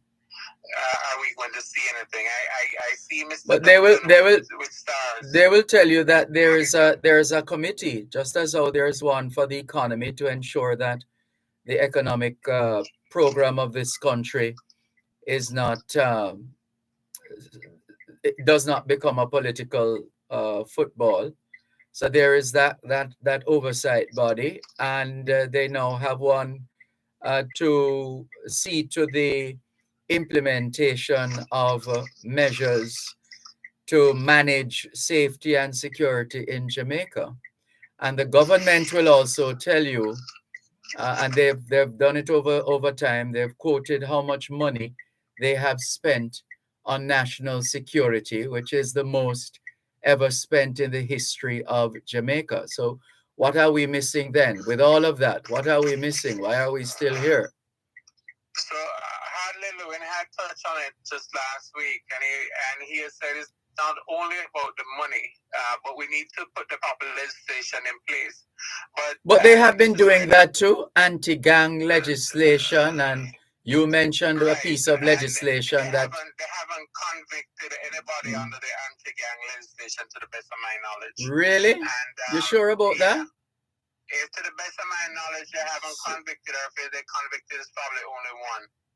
And the gentleman, the committee that you so what are all these gang trials we have had for over the last couple of years? What? Most of them but most is not. No, I don't know about most. But let's remember that the justice system is not supposed to be a one-sided affair. There, if those responsible for gathering evidence are delinquent or are sloppy, and therefore the evidence is compromised, then the court has to do what the court does under those circumstances. And I totally agree with you. I totally agree where that is concerned, Dervan. But you mentioned this quickly. You mentioned the other committee. He was on one of the gentlemen on one of the committee was actually on Mr. Lloyd Distant. No, not Lloyd Distant. Another one. I forgot his name. He was actually on the morning agenda, saying that the unexplained legislation time frame seems to just be going further and further in their base, and they're not sure what is happening where that is concerned. So, So it sounds as well that we not only need to hear the voices of the private sector and the media and the church and the general society, but we need to hear from a strong opposition as well. The opposition, People's National Party, which just had their conference, their weekend of conference and meetings this past couple of days. The gentleman's name is George Overton. Mhm. Where that is concerned, Dervan, my view is that we PSOJ, MSC, and everybody need to get the opposition and the government in a room and just lay down the law, lay it down and using no pun intended, and let them know that this is where we're at and we will accept nothing less. Because some people, I'm sorry, let me throw another piece into the mix based on what you just said a while ago. What about those who are saying, but hold on now, is you want to divest the country to the private sector and the private sector alone? The private sector must. Not at all. What I'm saying is not divest to the country, but I'm saying that the private sector, and I'm using the term loosely, they need to be holding the government accountable. For too long, they haven't. The government will come in with whatever plans they want to come in with.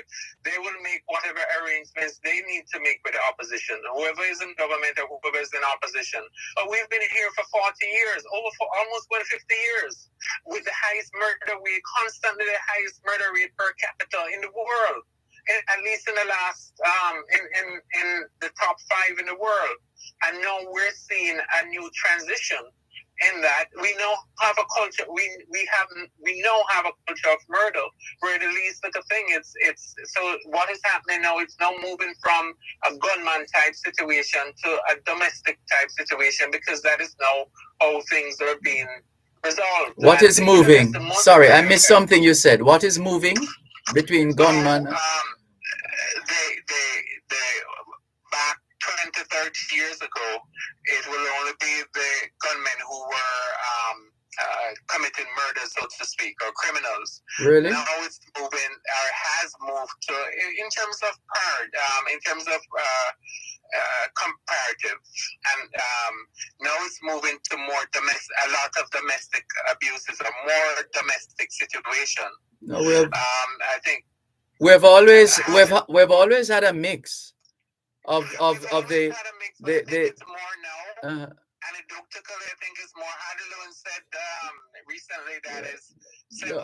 I would much prefer to hear of a study or some research that was done, and to see that data, as opposed to us speculating as to whether this period or that period. I'm sure the data is there, but Senate 5, just the last data I heard when Lewin was on it was, Rear Admiral Lewin, was that 75% of the killings are gang related, 25 domestic. When I had previous times I've looked at the figures, it wasn't 25, but I can't tell you what it was back when. But certainly when I was a child, which was long ago, it wasn't, you didn't hear of domestic violence or domestic killing as frequently as you do now. Does that have anything to do with the proliferation of social media?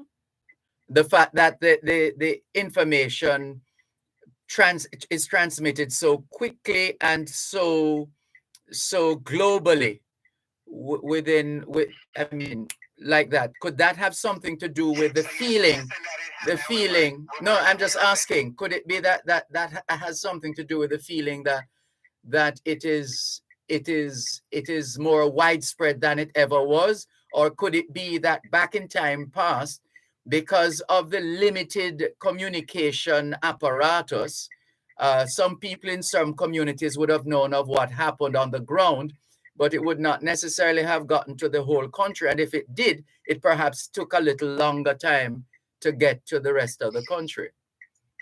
All right, so I think social media have a role to play, but not in how you mention it. To answer your question, no, I don't think it was happening and we weren't aware. And this is where I'm pretty sure the figures will back me up, and I'll take a look at it and send it to you when I have a chance. But where I think social media is helping to create, I think social media is helping to create more of a culture of murders, because as how so more of a culture of murders? Yeah, as people hear that this is how someone resolve an issue, it becomes easier in their mindset that okay, I'm going to basically I'm going to done the boy, or I'm going to dust him out that way or something from that, because now it becomes more commonplace in their day-to-day life that okay, this is what transpired, this is how it was dealt with. So from a psychological standpoint, it becomes more acceptable in their eyes, because in whose eyes? This is what happened. In whose eyes? In the perpetrators, in the society. Oh. Certainly in that sector, or whoever may be doing it. Mm-hmm. And this is where, in terms of the value of life, again, we as they say that life is not don't value much nowadays, which is, and as we see where people are being killed in this manner on a very frequent basis, it then becomes more evident, and people will believe that they too can do something like that. I see. So yeah, it's something that feeds upon itself, if I can put it that way. Got you. Yeah, but we certainly need to, as I said, we need to. There needs to be shock and awe where what transpired yesterday, and we need to treat it in this manner. We can't just accept it like it's just another day in the park or on the football field. The crime chief said as much, essentially, that they can't afford to allow this one to go by lightly. And we can't too, Dervan, and that's where my headspace is at. Is that they're doing their thing, but we the people, we need to stand up and ensure that it's dealt with and it doesn't happen again. Because if it's allowed to, it's going to be chaos, anarchy. Well, we hope it doesn't come to that. Thank you very much, Steve. All the best. And thank you very much, Dervan. Take care. Bye-bye. All the best. Bye. Bye. Steve McDonald in Toronto, Canada, giving us his thoughts on national security and safety matters. Angela Douglas confirms that she is in the UK. She says from the UK. Natalie Winter says, hey, Dervan, big up from Washington Gardens, Kingston, Jamaica. Technically speaking, I think that's St. Andrew, Jamaica. Enjoying the discourse on Facebook. Thank you very much for your message. Norman Hines says, good afternoon. Good afternoon, Norman Hines. And on behalf of the listeners, we accept your afternoon greetings as well. Shanique Johnson says, good afternoon, Mr. Malcolm and viewers. To you too, Shanique. Thank you very much for being a part of both sides of the story here on Poro 106 FM. Damian Pollock on YouTube says, oh, sorry, Teacher Malcolm. I guess I might have gotten my wording incorrect as well in my previous sentence, which I had written regards to instead of regard to. Sorry, teacher, says Damian Pollock. Well, to know. Knowledge is power. Now you know, Damien. More in a moment. At Wellington Dental, they offer cleaning, filling, whitening, and other services for the entire family. The time by Wellington Dental is 4 o'clock. During the dry season, the National Irrigation Commission Limited encourages farmers to incorporate these tips. Irrigate early in the day to reduce evaporation. Control weeds as they compete for water. Use mulch to conserve moisture in soil. Keep animals in shaded areas and allow animals to go out at night. Irrigation, making the difference in agriculture.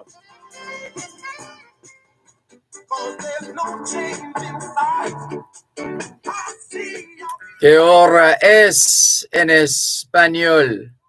Son las 4:01. Quelle heure est-il en français? Les 4:01.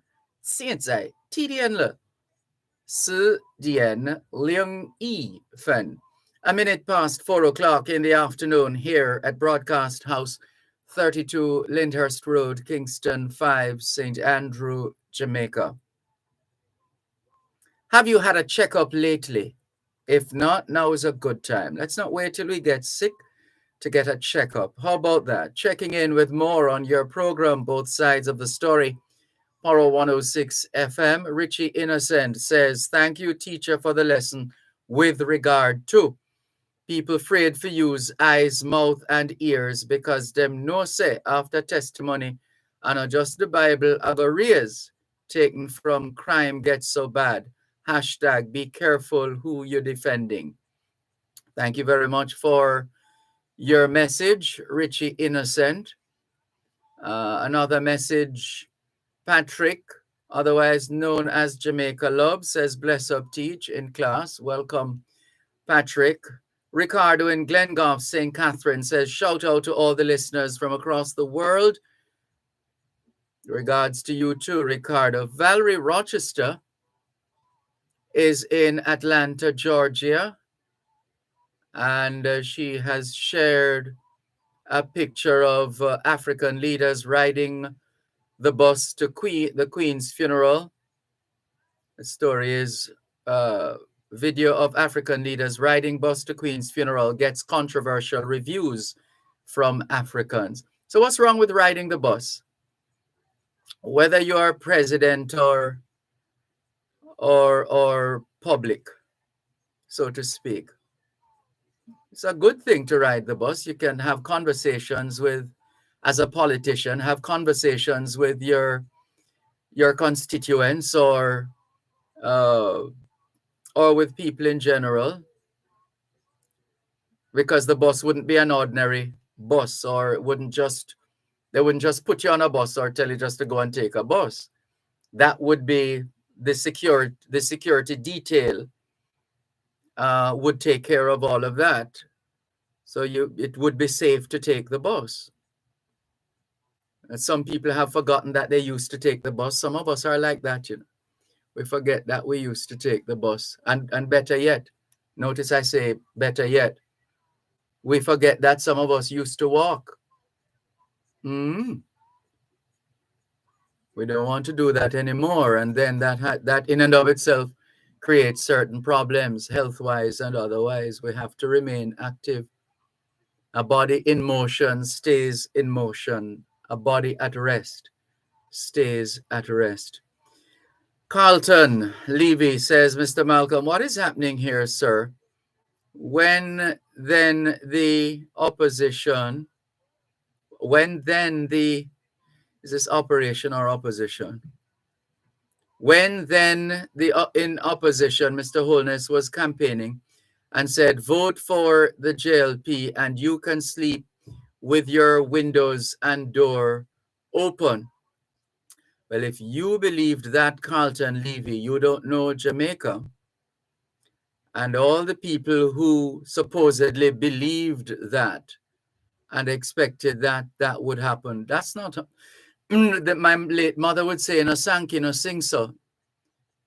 Something that was created over decades, a culture endemic, a culture entrenched. And you would expect that an announcement by a prime minister, like where you see that in the movies, where you say halt or stop or I command all this crime to come to an end. You've got to be kidding me. Anyway, the rest of the message. And said, vote for the JLP, you can sleep with your windows and doors open. He should make the statement, should or should not, because the PNP, and you know we're not going to read this part of your message. We're going to jump over that next line because I don't know what a courthouse looks like, quite frankly, and I don't want to find out right now. All right, knocking on wood. Rest of the message. All right, Carlton, we can't help you with the rest of the message. Maybe you can go over to social media with that. And no doubt those on social media will know exactly how to respond on both sides. Thank you very much for those messages. Nonetheless, Keep them coming. 876-922-4112-5 are the numbers to call if you wish to speak on air. All right, let's go to the phone lines. 876-922-4112-5. Good afternoon. Thanks for calling.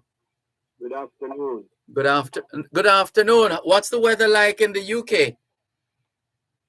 Oh, in the UK, the weather, that's where the weather is like now. All Prince Charles and Queen Elizabeth subjects, you know, in Britain and in a British outside territory, them gather, you know. But I don't understand. It's about 2,000, more than 2,000 attendees or people who traveled to the UK or from the within the UK itself or across the UK and outside of the UK, including 500 world leaders. And I'm thinking, surely you must have been at least in the 500, among the 500 world leaders. Oh,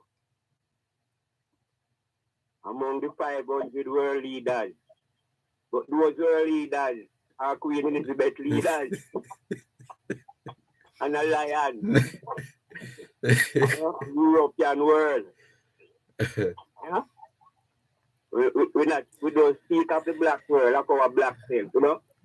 Oh. When we're talking about those leaders. No, but seriously, because you're always talking about the monarchy and the queen and so on, we thought that you would use this opportunity with the world converging on the UK to put your case to the monarchy and the especially the new king. Oh, we are standing in the liberty where Christ makes free, you know, that black philosophy Marcus Garvey and King Rastafari, you know, who find us the strength and pride of an African sovereignty. You know, not Commonwealth, you know. And like when you King Charles both were there at exalt, at cherish in constitutional monarchy system and their Commonwealth, at that him so there, you know, when he become king, you know, at cherish for them system of government, you know.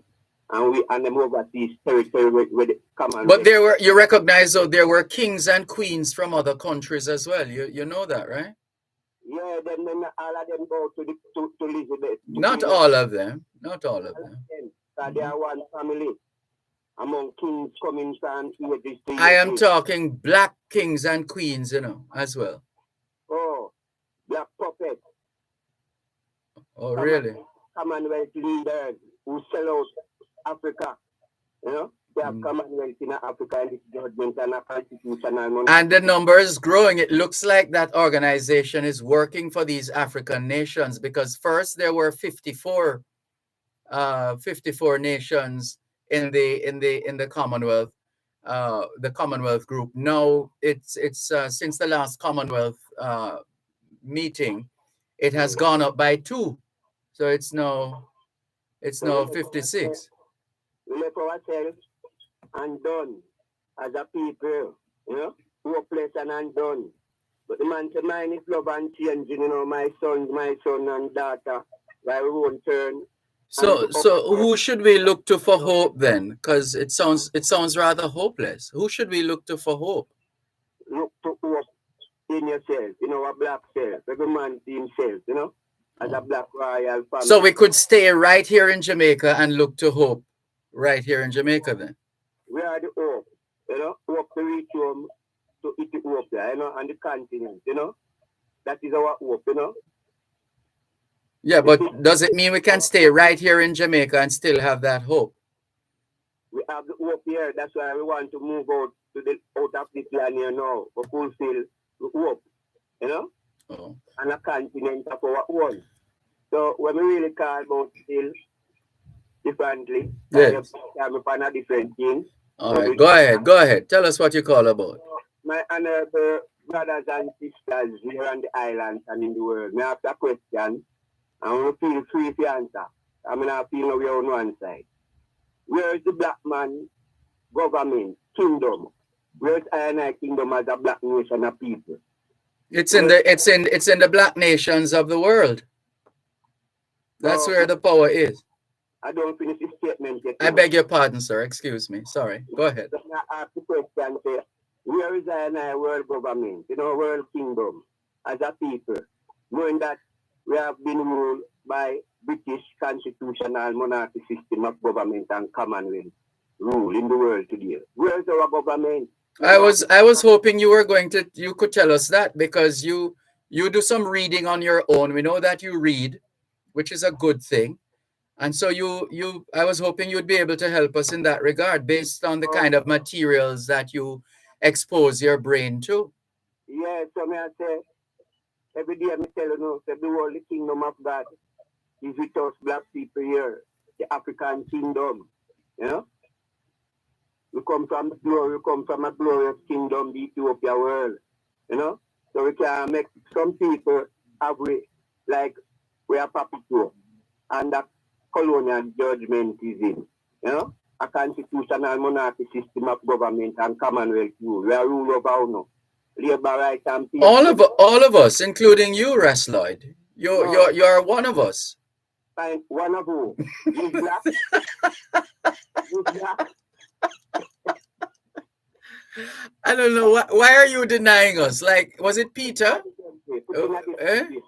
Put in a different way, Yes.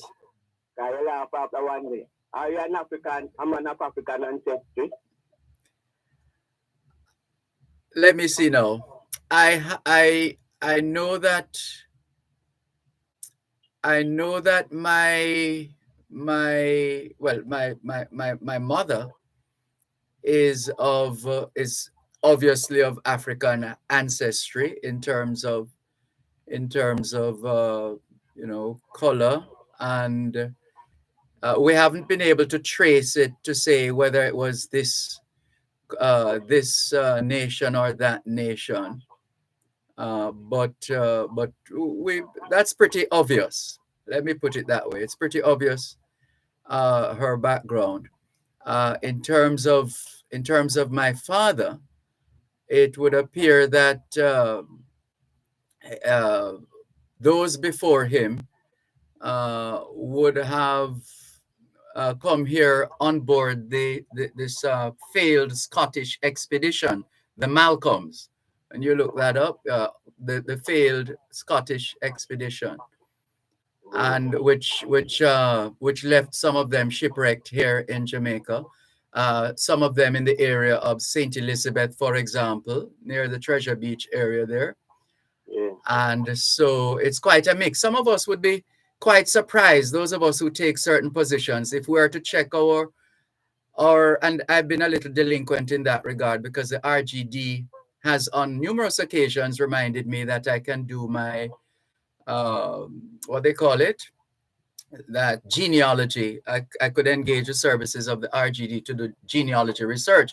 And I'm thinking, Rasloid, that I almost guarantee you that when you find out your lineage, you are going to, well, let's keep you in suspense for a while. One moment.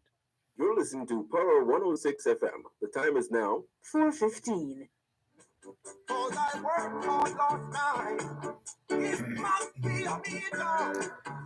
Que hora es en espagnol? Son las 4:15. Quelle heure est-il en français? Les 4h15. Tiensai, TDN le, CDN Sure Wu Fen. 15 minutes past 4 o'clock in the afternoon here at Broadcast House, 32 Lyndhurst Road, Kingston 5, St. Andrew, Jamaica. Have you done your homework yet? If not, now is a good time. Good afternoon to all the schoolers listening to us, all the students from the early childhood level to the secondary level. Trust you had a productive day of learning today. Hope you also managed to get in some physical activity, just as important as mental activity. As we always say, young people, socialization makes you educable, education makes you trainable, training makes you employable, and the right attitude makes you successful.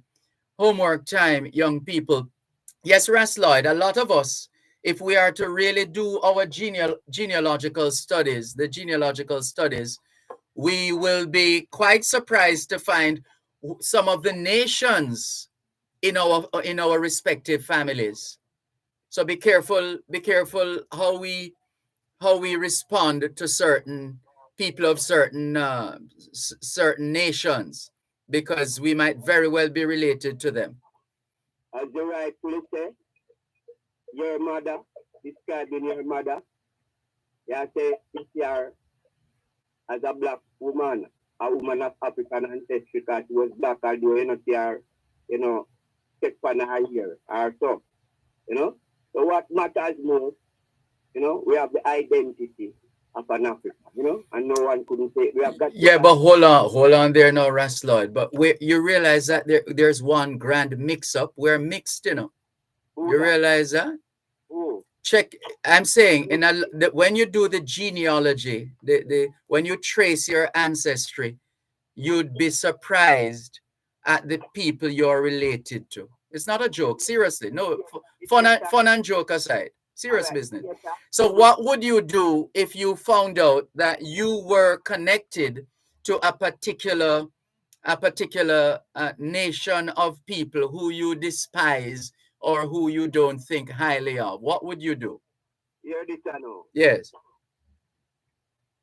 The man say, people and realms of every tongue dwell on his name with sweetest song. You know, him say, me elect from every nation, yet one over all the earth, you know.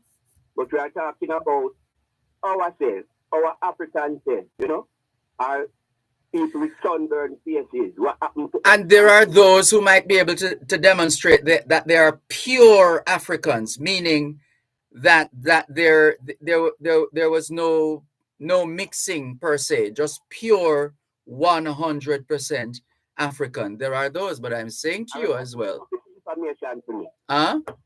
Your society have a data upon all these things, you know, how much percent is mulatto, crossbreed, and how much is put it up.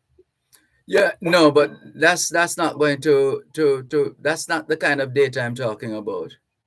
But that is the foundation data. No, man, that's just doing a census of the people in a society and saying we have a certain number of white people, a certain number of Indian people, a certain number of Chinese people, etc.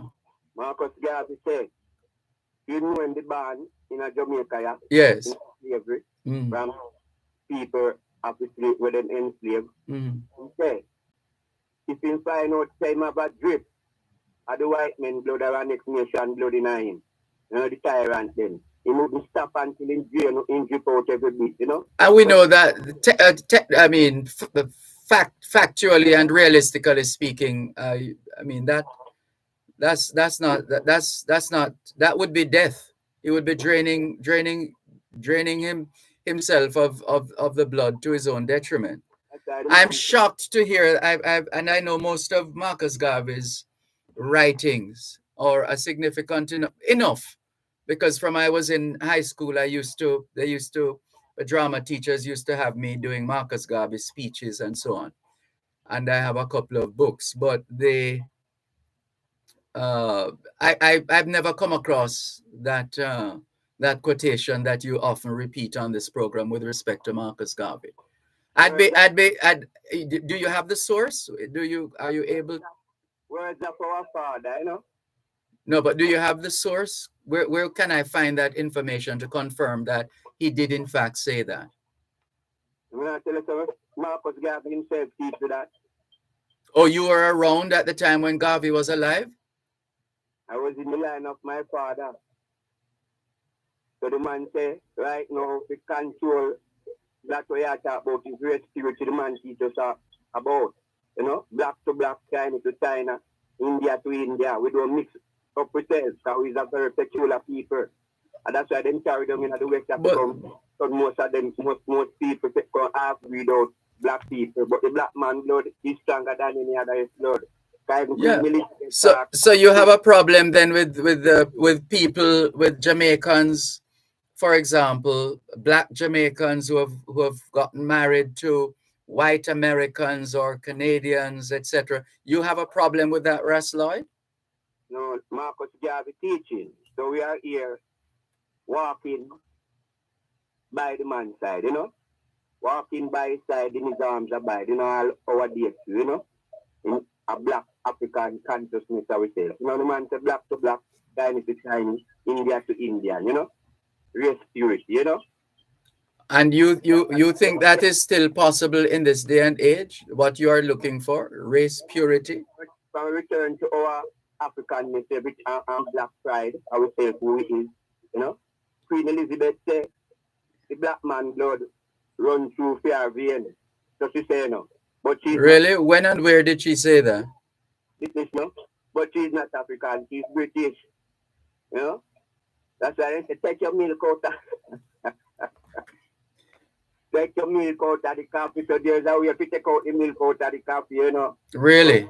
Yeah, so we should return to our farmer glory, I hear you. No. And to all these things, Yes. So as me I said before you go away, we want to know where is our kingdom and our world government. Because we don't see none right now. No, but I thought all this time you were doing your homework to be able to come on this program and other programs and make the declaration, make it official. When we speaking, we're not speaking of I and I, the freedom fighter, Dervan and Rastafari. We're talking you Jamaicans, our black brothers and sisters who vote for PNP and Labour right. They put up Queen Elizabeth, the sovereign. Supreme ruler over I don't know where attack in this judgment. I think we could attack our black self. Oh. Who stands in our anciency. We're not speaking of ourselves. We are speaking of our brothers who gonna stay a stubborn and rebellious judgment generation who want to stop here back a constitutional monarchy system of government. But you have stayed, and it doesn't appear as if you're going to be leaving anytime soon. So you have just resigned yourself to spending the rest of your life right here in Jamaica. There's no indication that you are going to travel beyond the shores of Jamaica. Like a music man, so he said, Uncle Rasta can liberate the people, So all we have to do is come together and make it work. We black people, Jack people can make it work. Come together. So here we are, building our one another. Black, white, pink, purple, Indian, Chinese, all of us must come together in harmony. Them in a thing married, every nation slavery, Them unite again, so them in that's why them say them are the United Kingdom. You got talk about Africa and then scramble Africa, all of these nations. So what about all these millions of people around the world who have found love in other people of other race and cultures and nationality? What is love? Speaking about the love that brings people together. May I say to define it? The love that brings people together. People, yes. So true love is when a person know himself, and own himself, and be proud of who he is, Right, and it shouldn't matter who the person decides to love, should it? No, you love everyone. You want to police that as well?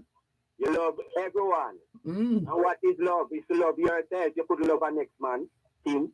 You want the tiny man, woman, and the coolie man, woman. Yeah, but if you love yourself alone, then what use is that to humanity?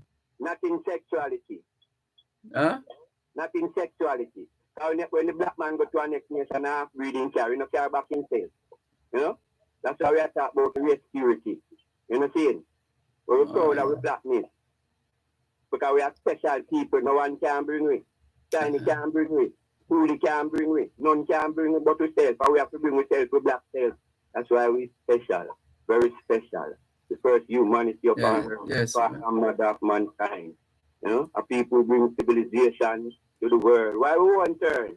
And to ourselves. Africa not doing nothing. You have to lead, Rasloid. You're not leading, man. You have to lead. You can't just come on the radio and talk every now and then. Where's the leadership? Where's the leadership, Rasloid? Heaven leader still direct us, still support and so protect us. Yeah. We say action time, Rasloid. Action time. Action time. So we have eventually leader, three mighty world leader, Marcus Garvey, King Emmanuel, Charles Edward, and the Emperor of Ethiopia. Who's Charles Edwards? King Emmanuel, Charles Edward, Prince Emmanuel, Charles Edward. Who's that? Tell us about him.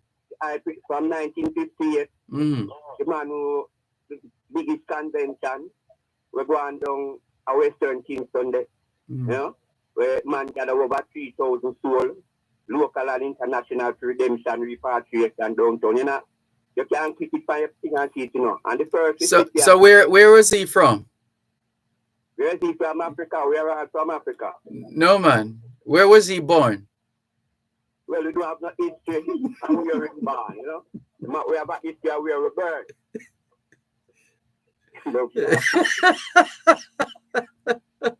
Well, so as I was saying, the first recipient to receive the Lion of Judah Imperial Insignia Golden Medallion at King's House 1966. From the at where? He went to King's House to accept something from the monarch? From Emperor Haile Selassie, who come here on a state visit. But it was at King's House. Why how could you stand for that? Because he's the King of Kings and the Lords of Lords, the kings above all kings, bigger than Queen, all of them.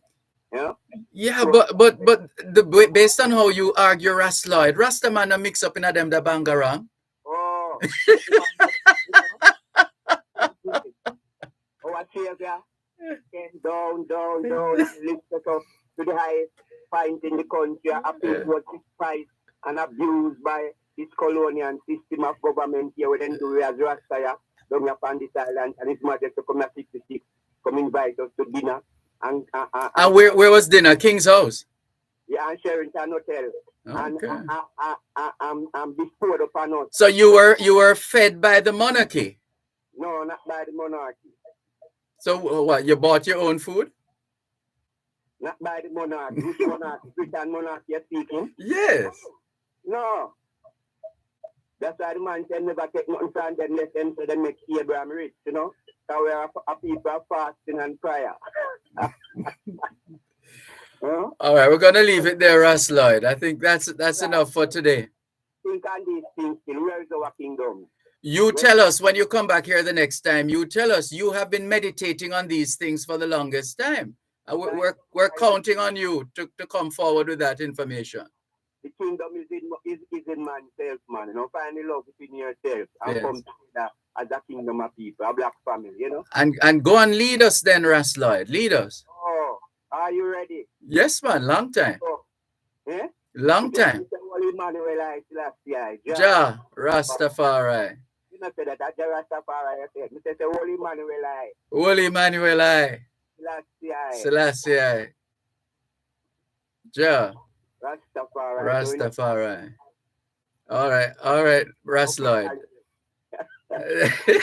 More time. Take it easy. All right, family. You're listening to Power 106 FM. The time is now 4:30. The Issa Manning Cup schoolboy football competition is in full swing, and Power Play will bring you live reports and updates on the football matches. Listen to every Tuesday at 7:15 p.m. right here on Power 106 FM. Live reports will be brought to you by Chada Distributors Limited, KFC, and Ellis Duane and Company Limited.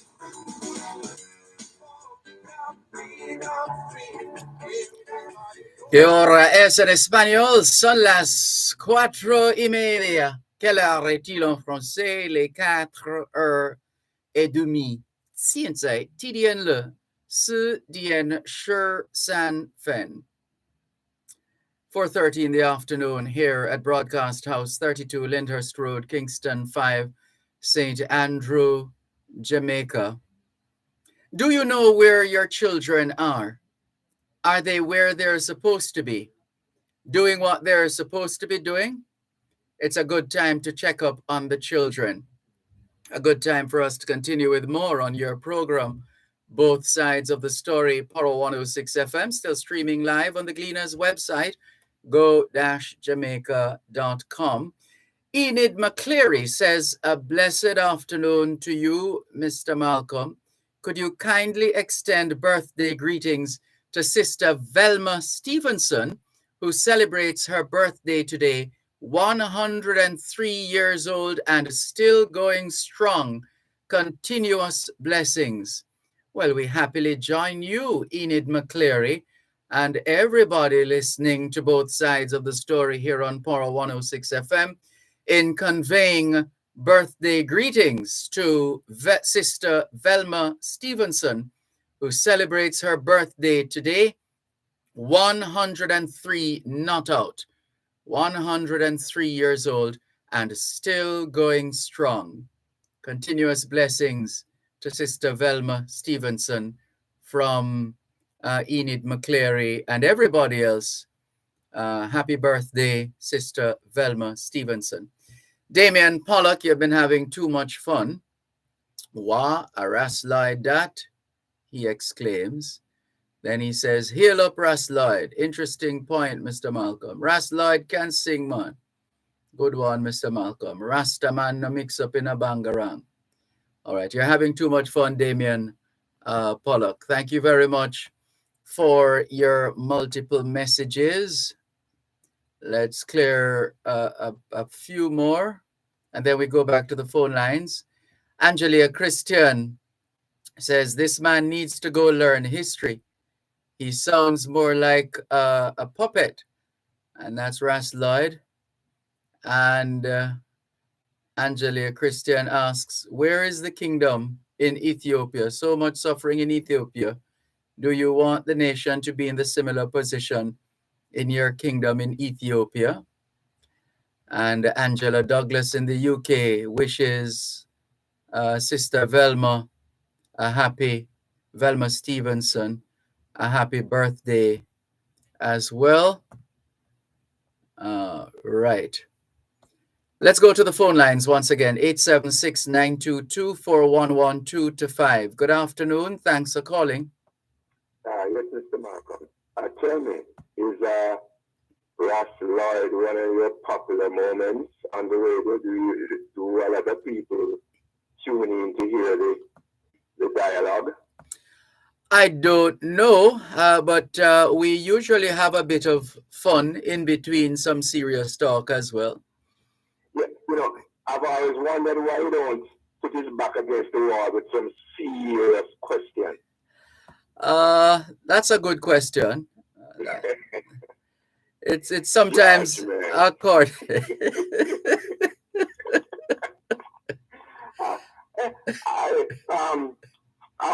Mr. Malcolm, this question about what to do with the gunmen, I've noticed that the intellectuals, the people, the scientific people, yes, the social scientists, I hear them speaking on the radio and on 106 too, and they talk about solving the problem, but they don't divide the problem. I think the problem should be divided into two parts. One, pre-crime. That means before the crime, and post-crime, after the crime. Pre-murder and after murder.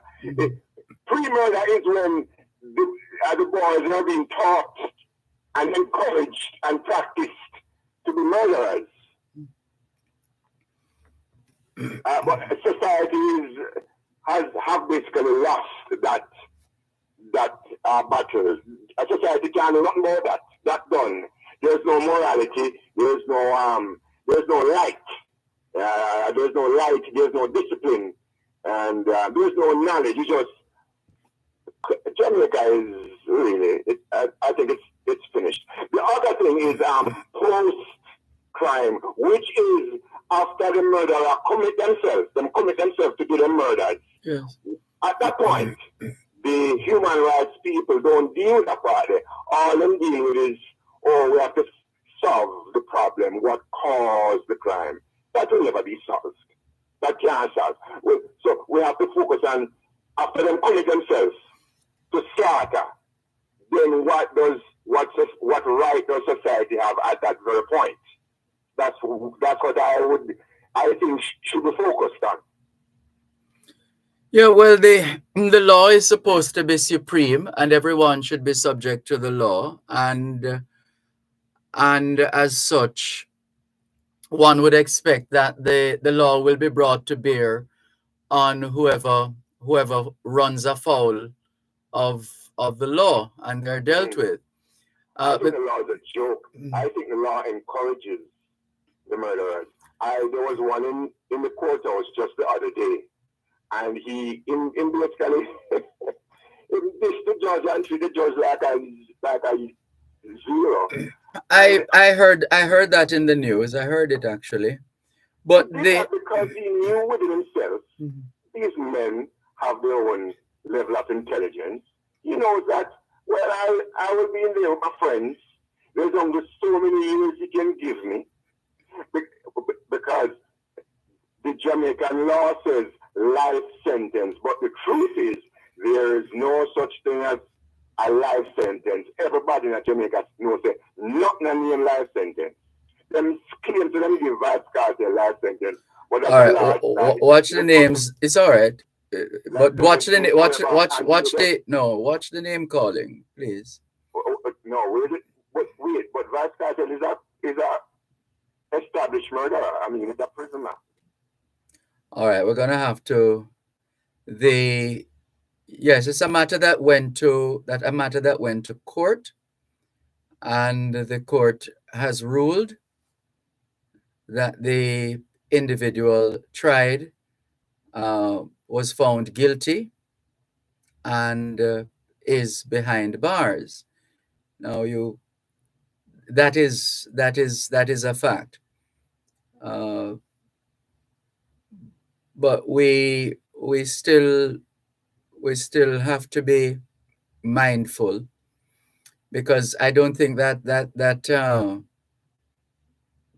I don't think that there's another layer to that particular case. There's another layer. I'm not sure where that is right now in terms of the process, but there is in fact another layer. But as it stands, it is a fact that the individual was arrested, charged, convicted, and has appealed at one stage and has been lost that appeal and is looking to appeal again or something along those lines. But it's much bigger. The situation is much bigger than that one individual, quite frankly. And there are, as I said, there's another layer, and I'm not sure where that is right now. So we don't want to prejudice any particular position at this point. Is it okay? Right. This is your program, Both Sides of the Story, Power 106 FM. You see, we have to be mindful. I know it's very easy, especially in instances where people have been convicted, to feel that the most serious or significant punishment must be brought to bear on these people, and we then begin to see them as less than human. And that is not, some people say, but you're soft, man, you're softening up the thing. The man them guilty and they must lock them away and them for hang them too, as Bobby Montague is advocating these days, former national security minister. But we also have to be mindful that we don't become the people we condemn. We have to be mindful of that as well, that we don't become as vicious as the people we condemn. Because then it's like a contradiction in terms. I mean, are there other ways, other aspects of this problematic security situation in Jamaica? Does it always have to be brute force? Does it always have to be uh, uh, fire for fire, as they say? Are there other ways and means of bringing down the numbers in terms of especially the number of murders in this country, as opposed to the approaches we have been taking so far? Because we've been doing all kinds of things for decades now, and the problems persist. We've been doing the same things we're doing now, for the most part, in general terms, we've been doing for years. Is there another route we can take? Is there another approach we can take? Is there anyone else out there with ideas, suggestions, recommendations that could help us to effectively manage the level of crime being committed in this country? Let's search ourselves and see what we come up with.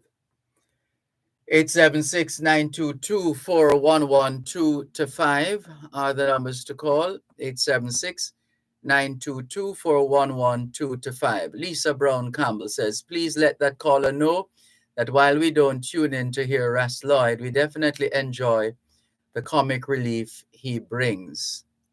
So Ras Lloyd, you are now officially a comedian, it seems, because you provide comic relief, says Lisa Brown Campbell.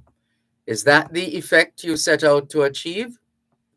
Or is it really and truly, as you have tried to tell us over time, a position that you actually believe in?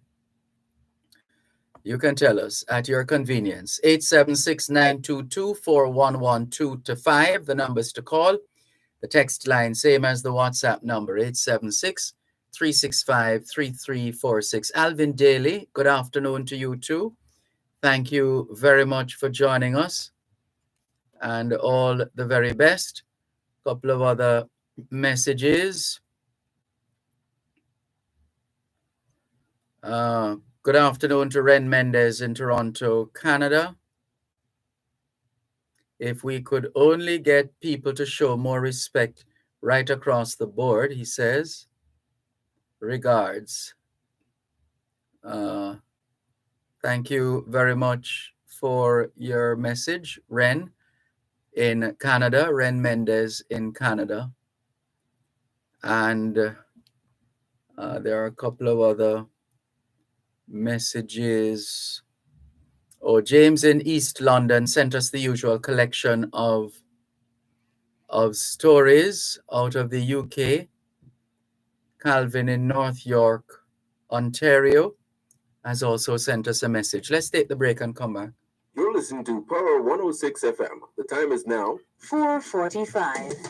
There's a retirement crisis in Jamaica, with only approximately 10% of the working population saving towards retirement. Many people do not participate in a formal pension plan, such as contract workers and the self-employed, and some are not eligible for a government pension. Every member of the workforce has the opportunity to participate in a pension plan and secure a monthly income for their retirement. Join Real Business every Monday at 9:30 a.m. for an informative discussion with Peter Rose Hall, Managing Director of BPM Financial, discussing the importance of retirement planning and the solutions to move Jamaica out of this crisis. Retirement Wealth Creation is brought to you by BPM Financial Limited, taking you higher. Let's not fight. Let's get together. We all can unite.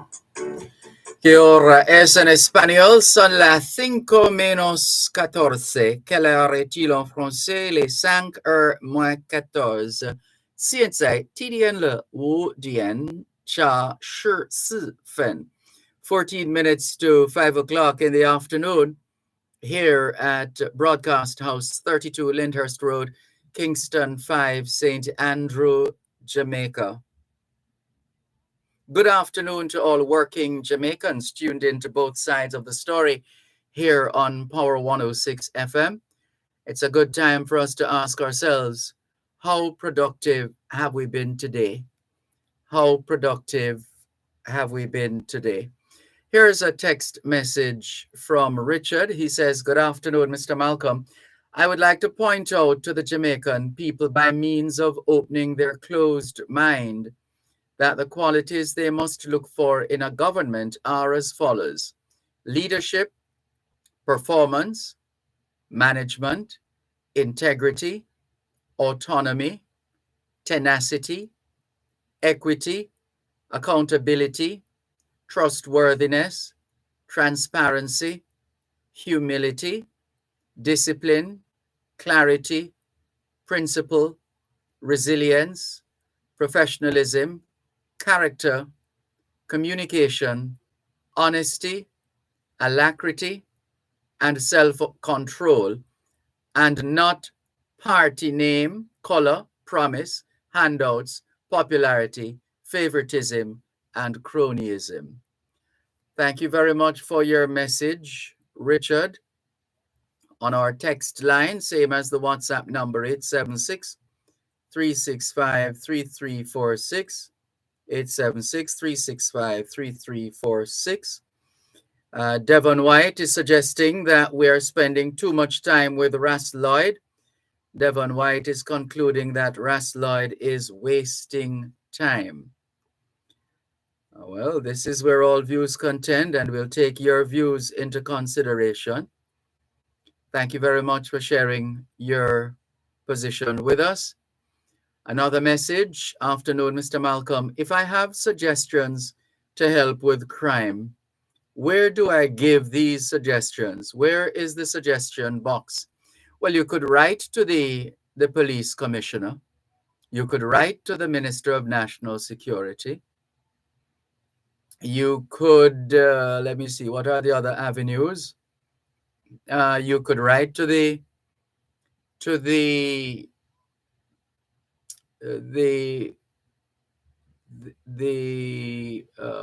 what's the name of the group? Let me see. The Police Federation. You could write to the Police Federation as well and see how they respond. You could copy several people. You could very well write to this committee that is set up now to oversee the implementation of national security and general safety matters here in Jamaica. You have options. You could call a talk show like this one. You could write to a talk show like this one. You have suggestions. Now it's good of you to come forward and put yourself in a position where you're prepared to submit suggestions. Now, whether they accept the suggestions, whether the decision makers accept your suggestions is another thing. At least you would have played your part, even if they don't accept your suggestions. You would have at least made your contribution to a national dialogue, to a national toolbox, so to speak, when it comes to matters having to do with crime. So let not the absence of a physical suggestion box cause you not to come forward and make your suggestions with respect to improving national security and safety in Jamaica. Over to you. Thank you very much for your message and all the very best. Let's look at this message now from Albert in Coconut Creek, Florida. He says, Mas Dervan, good afternoon to you and the crew. Let me send happy anniversary, 39th anniversary of togetherness to my Dr. Rosemary Adamson Lewis. We've made it thus far. Hope to see many more. I thank her for putting up with me. Well, warm anniversary greetings to you and yours, Albert, in Coconut Creek, Florida. You and Dr. Rose, may you continue to blossom and bloom. How about that? All the very best. And just before we wrap today, perhaps a couple of nuggets to share. Let's see. Oh, this is a story we've shared before. The former Haitian President General Fabre Nicolas Geffrard was born on this day in 1806. Monsieur Geffrard lived in exile here in Jamaica until his death on the 31st of December, 1878. General Geffrard, it's spelled Geffrard, but because it's French, you don't pronounce the D at the end. General Geffrard came to Jamaica in 1867 and bought Torrington House, a large residence between Slipe Road and West National Heroes Circle, a section of which is now known as officially as Crab Circle. In fact, there's a short road joining both Slipe Road and West National Heroes Circle, which is named after General Geffrard. It's called Geffrard Place.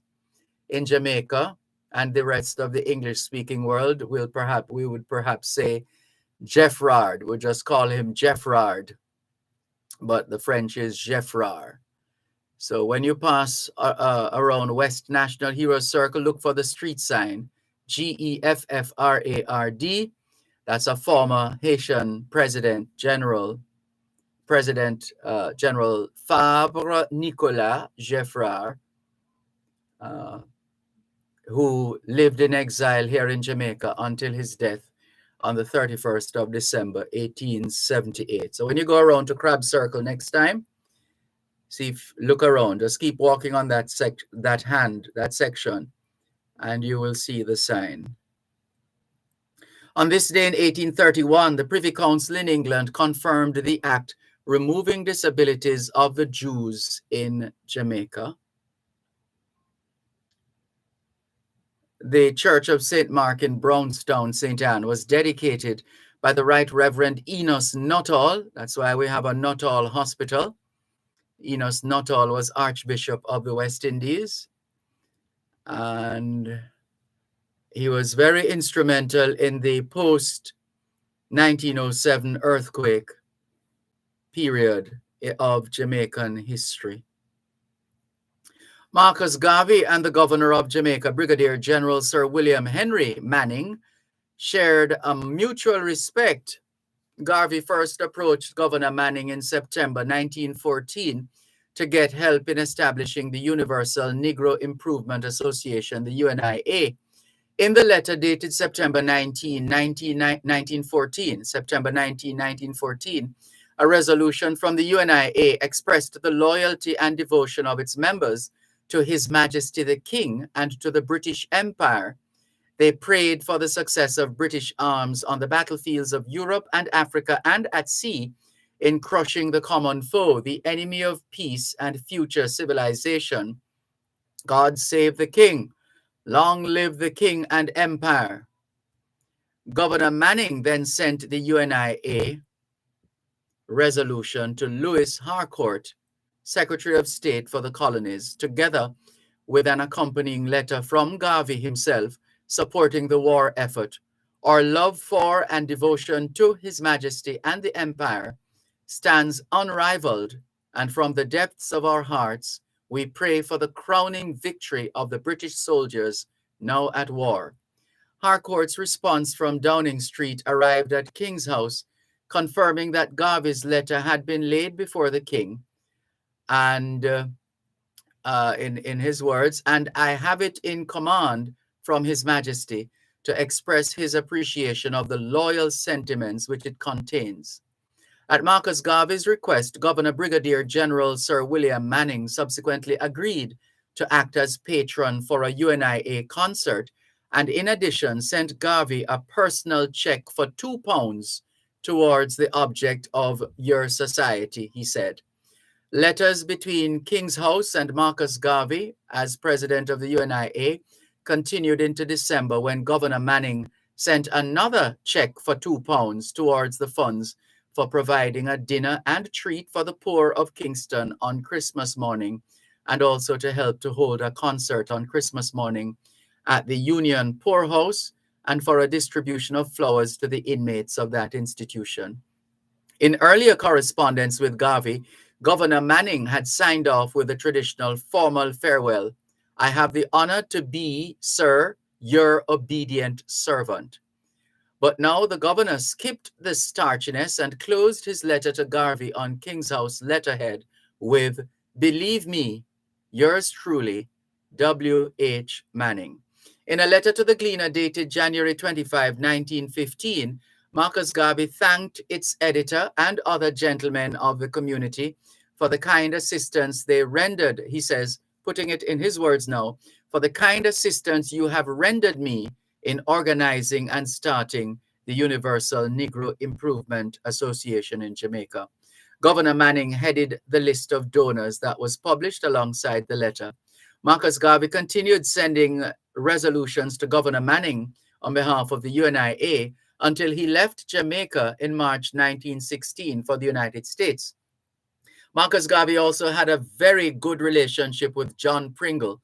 John Pringle was born in the Scottish Outer Hebrides in 1849, 11 years after Full Free in 1838.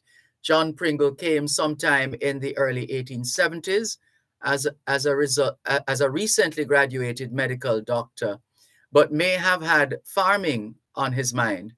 Sir John's outlook extended to assisting Marcus Garvey in his program of Black upliftment.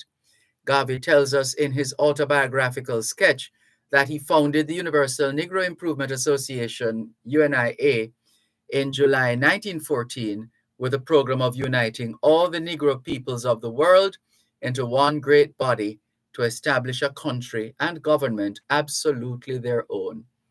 I had a large number of white friends who encouraged and helped me, Garvey wrote. Among these white friends was Sir John Pringle. I succeeded to a great extent in establishing the association in Jamaica, Garvey recorded, with the assistance of a Catholic bishop, the governor, Sir John Pringle, the Reverend Willie Grant, a Scottish clergyman, and several other white friends.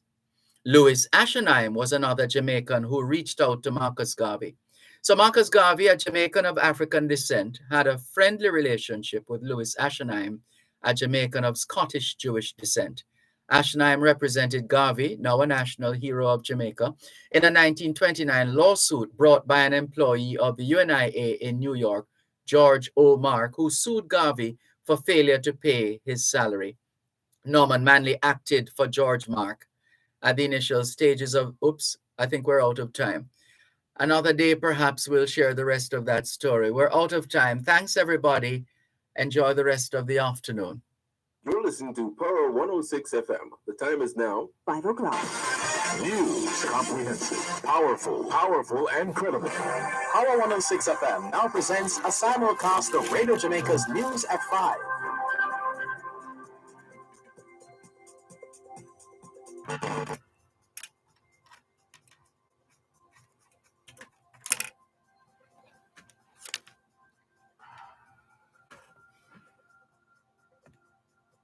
Bye.